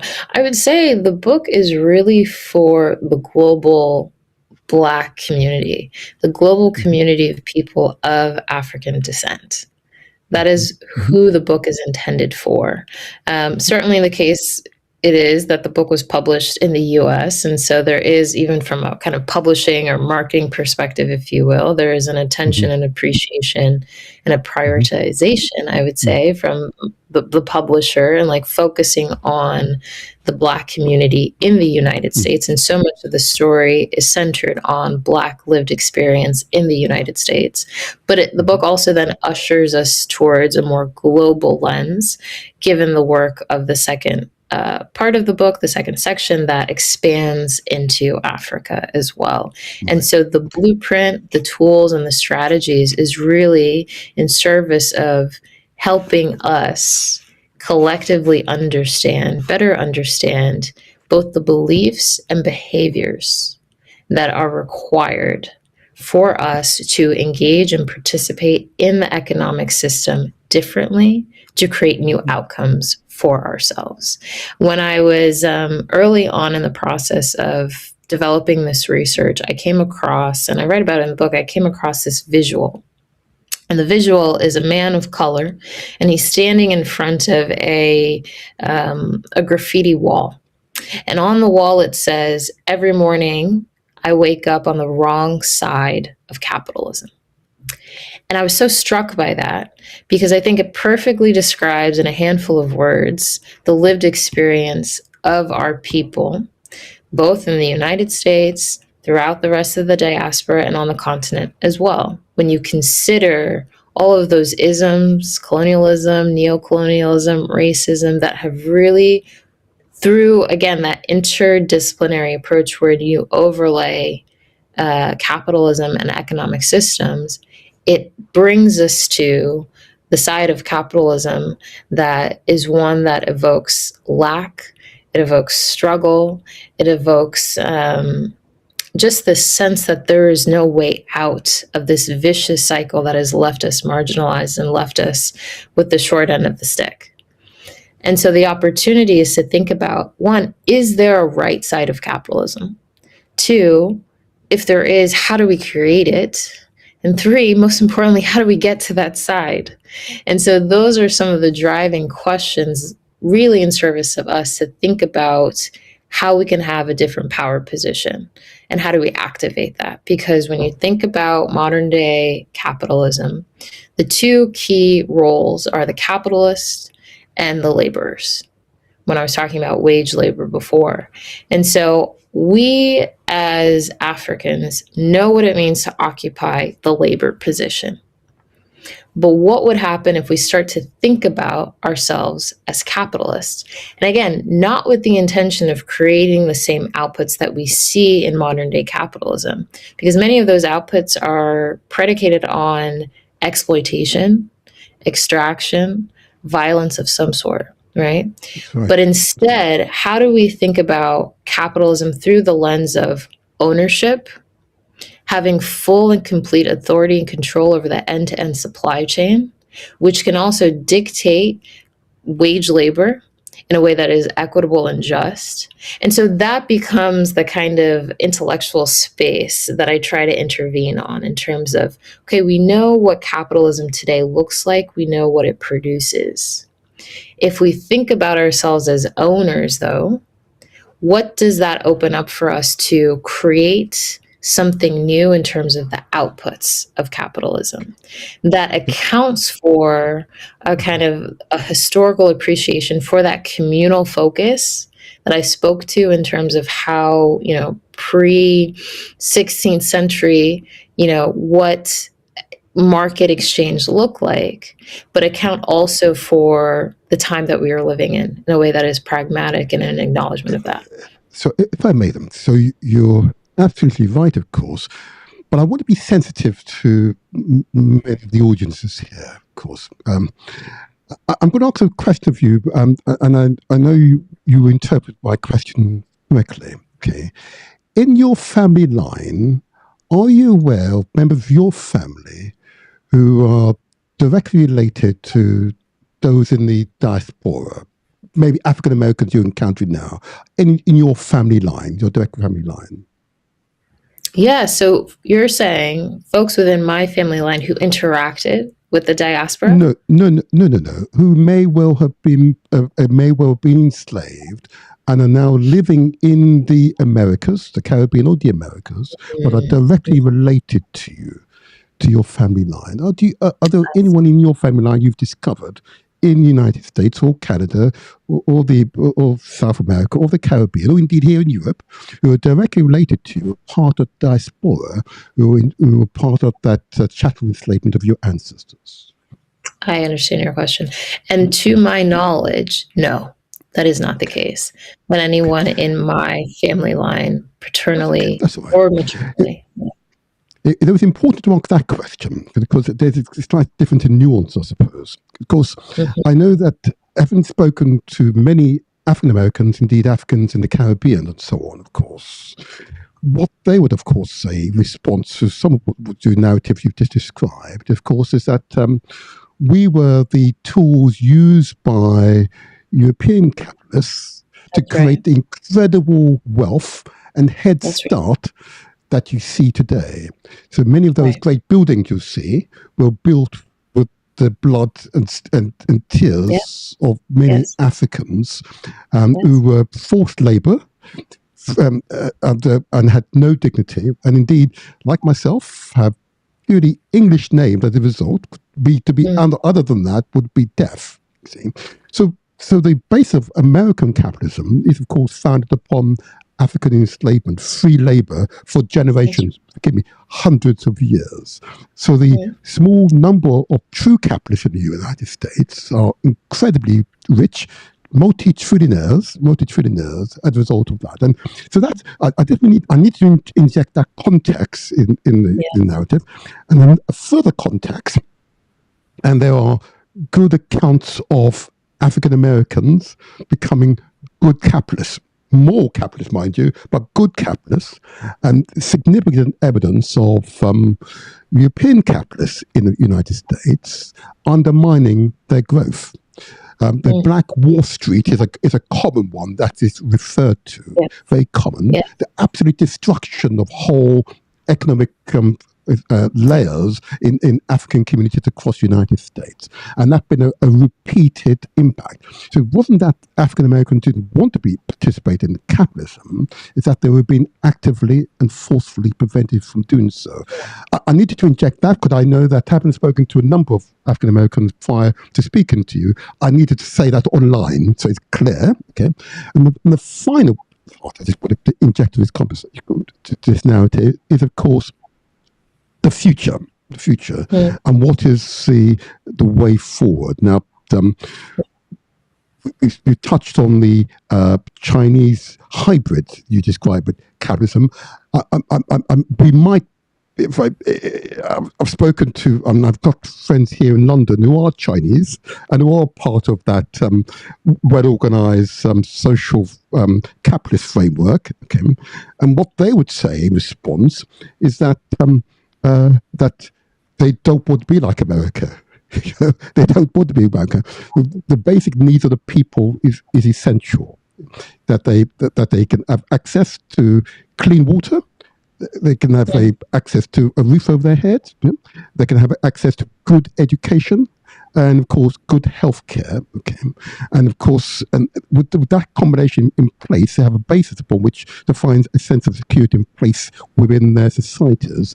The growth and acquisition of resources or money, if you like, cash or assets, is an ambition, but it is within the guise of knowledge and growth for the people, to benefit the whole people, not just your immediate family. And therefore, coming back to where we are, and your descriptor, of course, in terms of highlighting the structures in America, okay, it's important then for those African Americans who will listen to this, that we're in no way suggesting they are not able and acceptance of capitalism per se. What they want is an opportunity to develop their own form of capitalism, so that we can find the growth the growth in our cultural and ethical contacts. So I want to, if I may, just ask you a little bit more now on the recommendation, because you've given a few of the structures. I don't want to go into too much depth, but given some of the structures, but I want to get to the recommendations and what you are actually recommending. I don't want to give too much away, but I want to encourage the audience to read the book in depth, because it will be a stimulating read. I am assuring you'll find this author is truly one that is a thorough researcher and is absolutely clear in the ideas, and allows those of different abilities to be able to understand the fundamental ideas and possibly and potentially implement them in their lives. So there's no doubt about that. So I want to give you the opportunity just to begin to list out your recommendations. Yeah, and before I get to that, I wanted to speak to some of what you just mentioned. And, I think you spoke precisely to what has been the most tense or controversial element of this book and this work. Because when people read the title Black Capitalists, some have a very visceral reaction to that. Indeed. And it is in part because for some, and people have told me this, that it presents a kind of contradiction. I mentioned it before in terms of Black capitalists, for some seeming like a contradiction, or even to be a Black anthropologist seems like a contradiction. Why is that? Because for some, it is hard or challenging, or even just downright a non-starter to relate to capitalism as a Black person when you consider the historical legacy of what it meant to be kind of ancestrally, that is, to be the greatest labor force, violently imposed labor force for the creation of capitalism, but not its greatest beneficiary. And so how is it that one can adopt an economic system or model that has effectively not allowed one to be the greatest beneficiary of their labor intergenerationally? So that's one, and that creates a tension to even engage in capitalism differently on account of that living history. But then it's also the case, you mentioned how, there certainly Black capitalists that exist, and you could say that they're thriving, and we can have a kind of social imagination about what it means to be a Black capitalist. However, there is a difference between being a Black capitalist, as I define it in the book, and being a Black person or an African person participating in capitalism. Those things are not one and the same. Because if we agree that capitalism is predicated on exploitation, violence, and extraction, the outputs in part are going to be inequality. And anybody can be invested in inequality. It's not just our white counterparts, for example. And so the question becomes, how do you intentionally and strategically engage in capitalism through the definitional frame and the pragmatic theory that I offer in the book that creates outputs in service of equity, justice, and communal thriving? It does not centralize. So, Doctor, forgive me, Doctor. So that sounds like a hybrid then. It'd be an African hybrid of European-style capitalism, would it not be? I would say it is a hybrid, but, and this is a very important caveat, that it does not produce heightened forms of inequality, which was I was intentional to name that when we were having our conversation around Chinese capitalism, because again, you can have hybrid models, but they can still be detrimental. And so it is the case also where I was going to go to next. There's an incredible book called The Myth of Black Capitalism by Earl Ofari Hutchison. And I'll say, just to give some of the listeners context, Black capitalism, when it was first kind of really popularized into the mainstream during the Nixon era in the US, there was this kind of big question following the murder of Martin Luther King. It's like, how do we galvanize Black economic activity within Black communities? How do we really do that? And there's the thinking of, okay, if we can create and incentivize Black ownership within their communities, that will create a better economic position amongst Black people. What happened, though, was that focus really looked specifically at Black elites. It didn't account for the full vertical in terms of economic or class stratification, and account for heightened class inequality as well.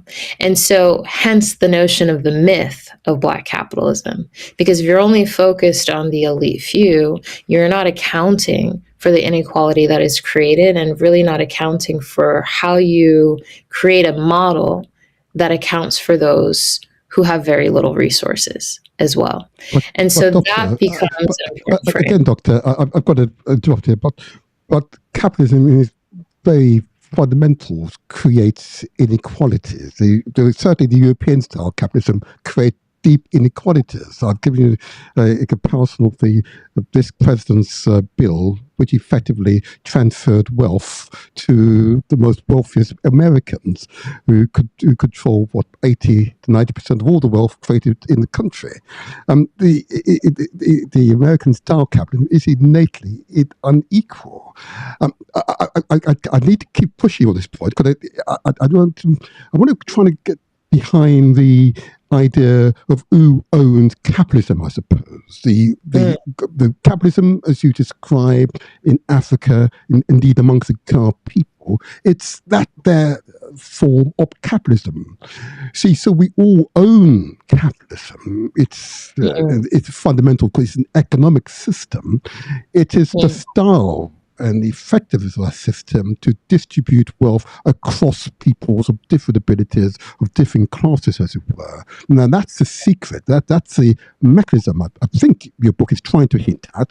This is how we more efficiently distribute wealth so that we all can enjoy the fruits of the country. I think that's the fundamentals you're trying to get at. But right, because... Yeah. Go ahead. No, I was going to say we can acknowledge that it produces inequality, but to your point, what does the redistribution of resources and capital look like? And how is that regulated? And that is where the kind of hybrid piece comes into play. All right. Yes. So it is not about hoarding resources, which you will see in a kind of American context or, broadly a Western context, but that redistribution piece is very important to the creation and the sustenance of safety nets. Again, just to be clear, again, that narrative, redistribution, okay, and here there's a constant debate between the welfare state and its size and its relevance, and so maybe the term is not so much redistribution here. What we're doing is investing in people. After all, if education is free at the point of use, you pay for your taxes, you more efficiently distribute the wealth of the nation because you're educating far more people. If healthcare is free at the point of use, you pay for your taxes. In other words, the taxes, in other words, the wealth created by the nation is being invested in healthcare. Okay, and you can more efficiently distribute that wealth because the healthcare is accessible to a far greater number of people. So redistribution is really investing in the people, is it not?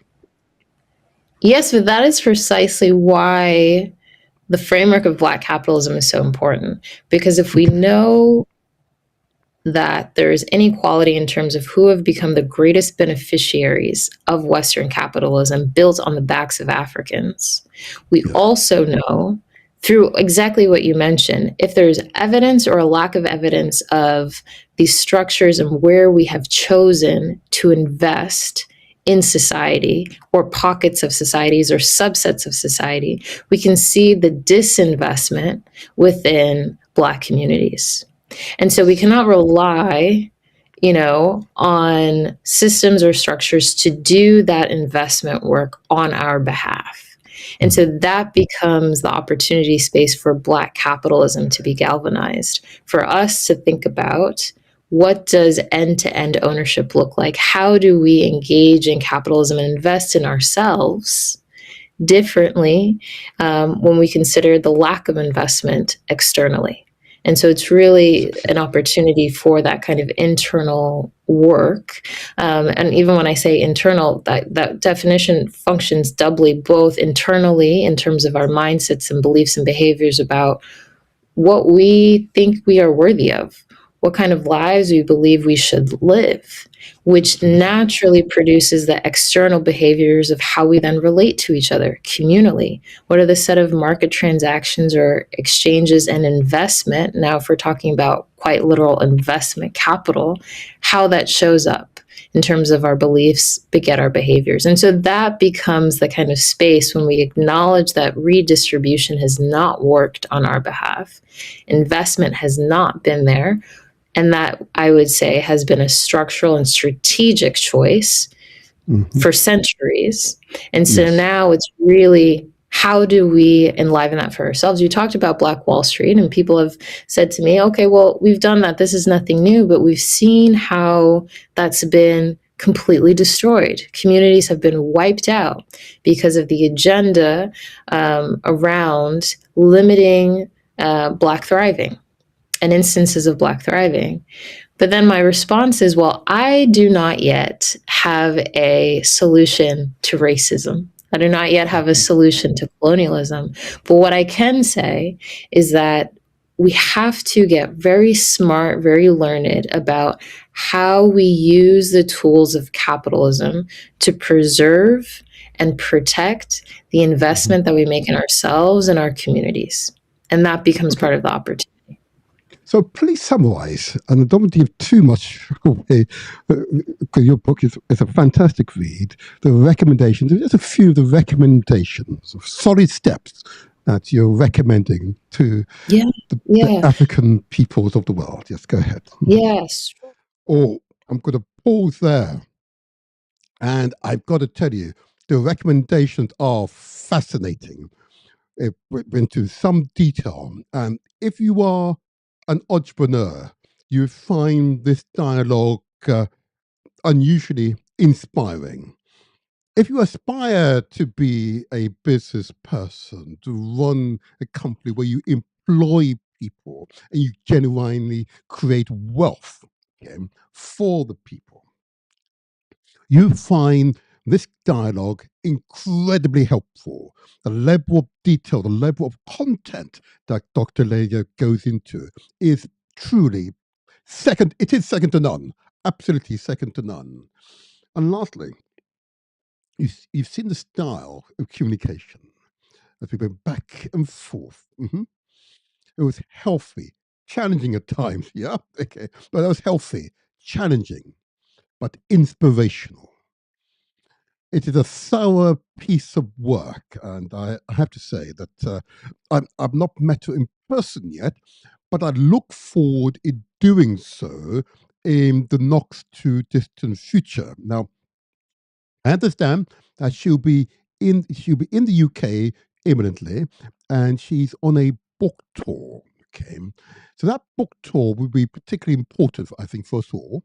And if you're able to attend the book it would be very helpful. I'm going to put details on the screen for you all. For those of you who wish to come along to the book tour, I think you would agree with me that this particular author is someone we should all talk to. We should have direct contact with, have the opportunity to ask questions, have that dialogue, that honest debate, that honest dialogue, one that is fundamental to our economic health and well-being. If in doubt, ask question. So here we go. I'm going to put it on the screen for you. There you are. There you are. And it's up on the screen. So the title of the book, as you know, is Black Capitalists, her European tour. It's she's here in London on Friday, the 27th of March, as you can see, at 6 p.m. at Latvia House, that's 72 Queensborough Terrace. Okay. You can book your seats. So you go on to Eventbrite and look for the title Black Capitalists, European Tour, Book Tour 2026. Okay. And I will also provide you can see on screen, and I should have made this bigger, but I'll do this. I'll make it bigger in the revised uh, podcast, enhanced podcast. I'll make the QR code bigger, but it's not a problem. It's not a problem. Just thinking about that now, but I will make it bigger so it's easy to use it on your phone. But this is a stimulating conversation, as you can see. I pushed and pulled at times because it was necessary, and doing so, it was a rich treasure trove of creative thinking, a rich treasure trove, if I may say so. And she demonstrates the big minds we have in the community. And there are others like her who I will bring forth to the Motivator show because, because this is where we translate our words into action and where success is ours for the taking. She's a remarkable human being.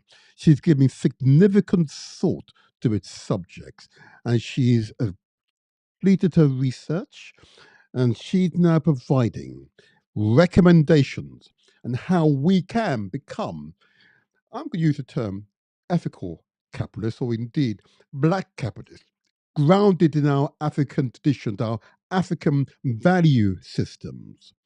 And in doing so, we will see the wealth creation for ourselves, but an investment in the people. I say again, investment in the people. There you go. Thumbs up, huh? Thumbs up. Well done, Dr. Leia. Well done. Well done. And I want to thank Her Majesty, Queen Mother, Queen Nachisu. She, of course, was the inspiration here.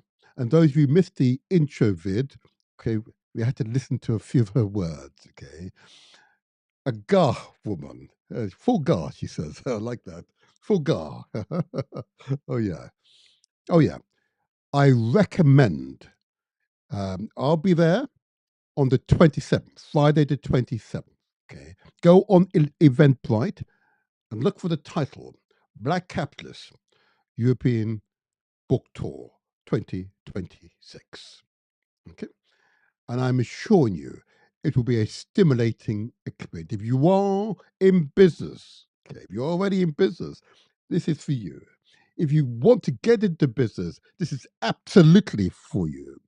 If you've thought about social construct and how we create better societies, it's absolutely for you. If you're a mum or a dad, yep, and you think about the future for your children, this is absolutely for you. If you're a young person in university and you're still trying to plot a path, come along, come along. We will help you to plot that path forward. 27th of March. See you there. Go on the Eventbrite, okay? Eventbrite.com and look for Black Capitalists, European Book Tour 2026. And together we will transform the world. I want to thank the good doctor for her presentation to us. There's much contained in that you've not seen. The enhanced version will be published in approximately 6 to 8 hours' time. Significant content, but it's presented in a way that we can all understand. And where there's misunderstanding or clarity is required, we've inserted additional features so that we all can learn together. And in doing so, providing you with the right information, we empower you.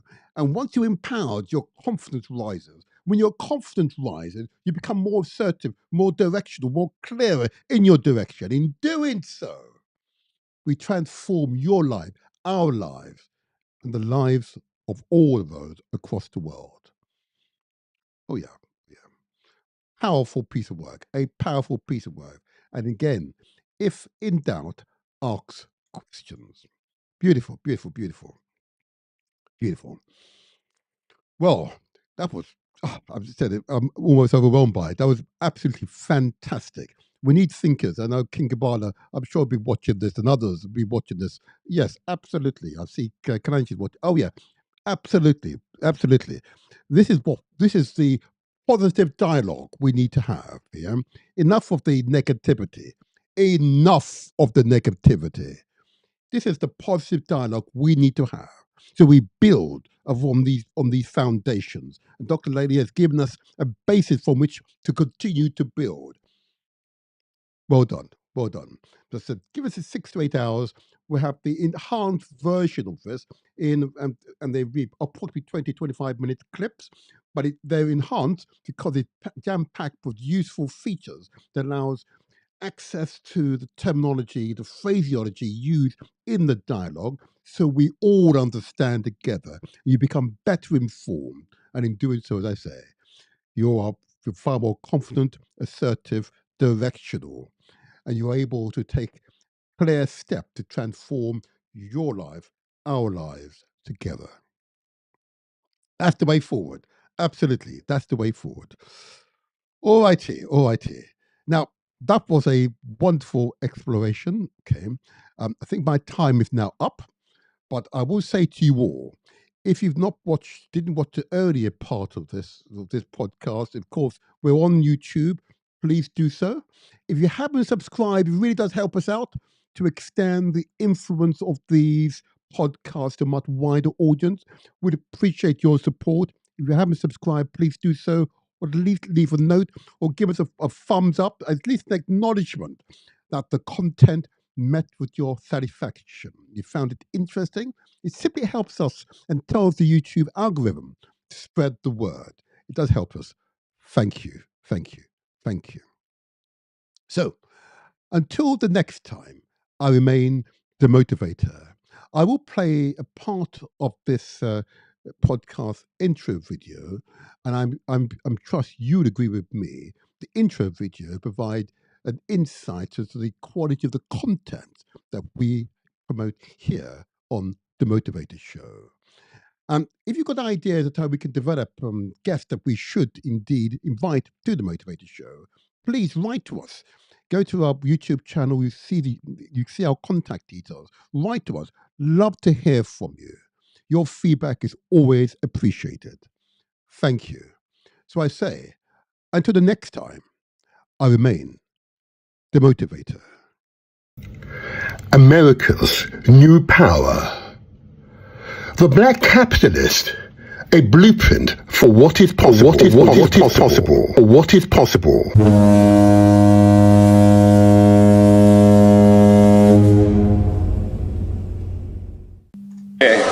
I have a dream that one day this nation will rise up and live out the true meaning of its creed. We hold these truths to be self-evident, that all men are created equal.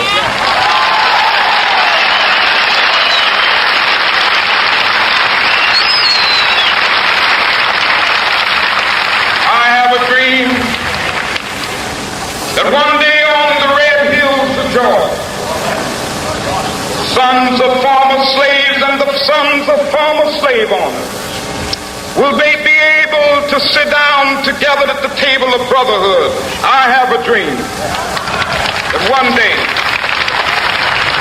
even the state of Mississippi, a state sweltering with the heat of injustice, sweltering with the heat of oppression, will be transformed into an oasis of freedom and justice. I have a dream.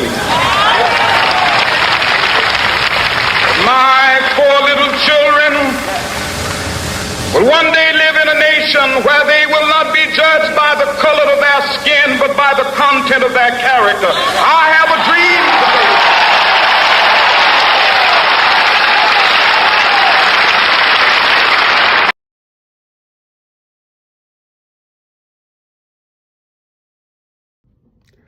Black Capitalists, a blueprint for what is possible.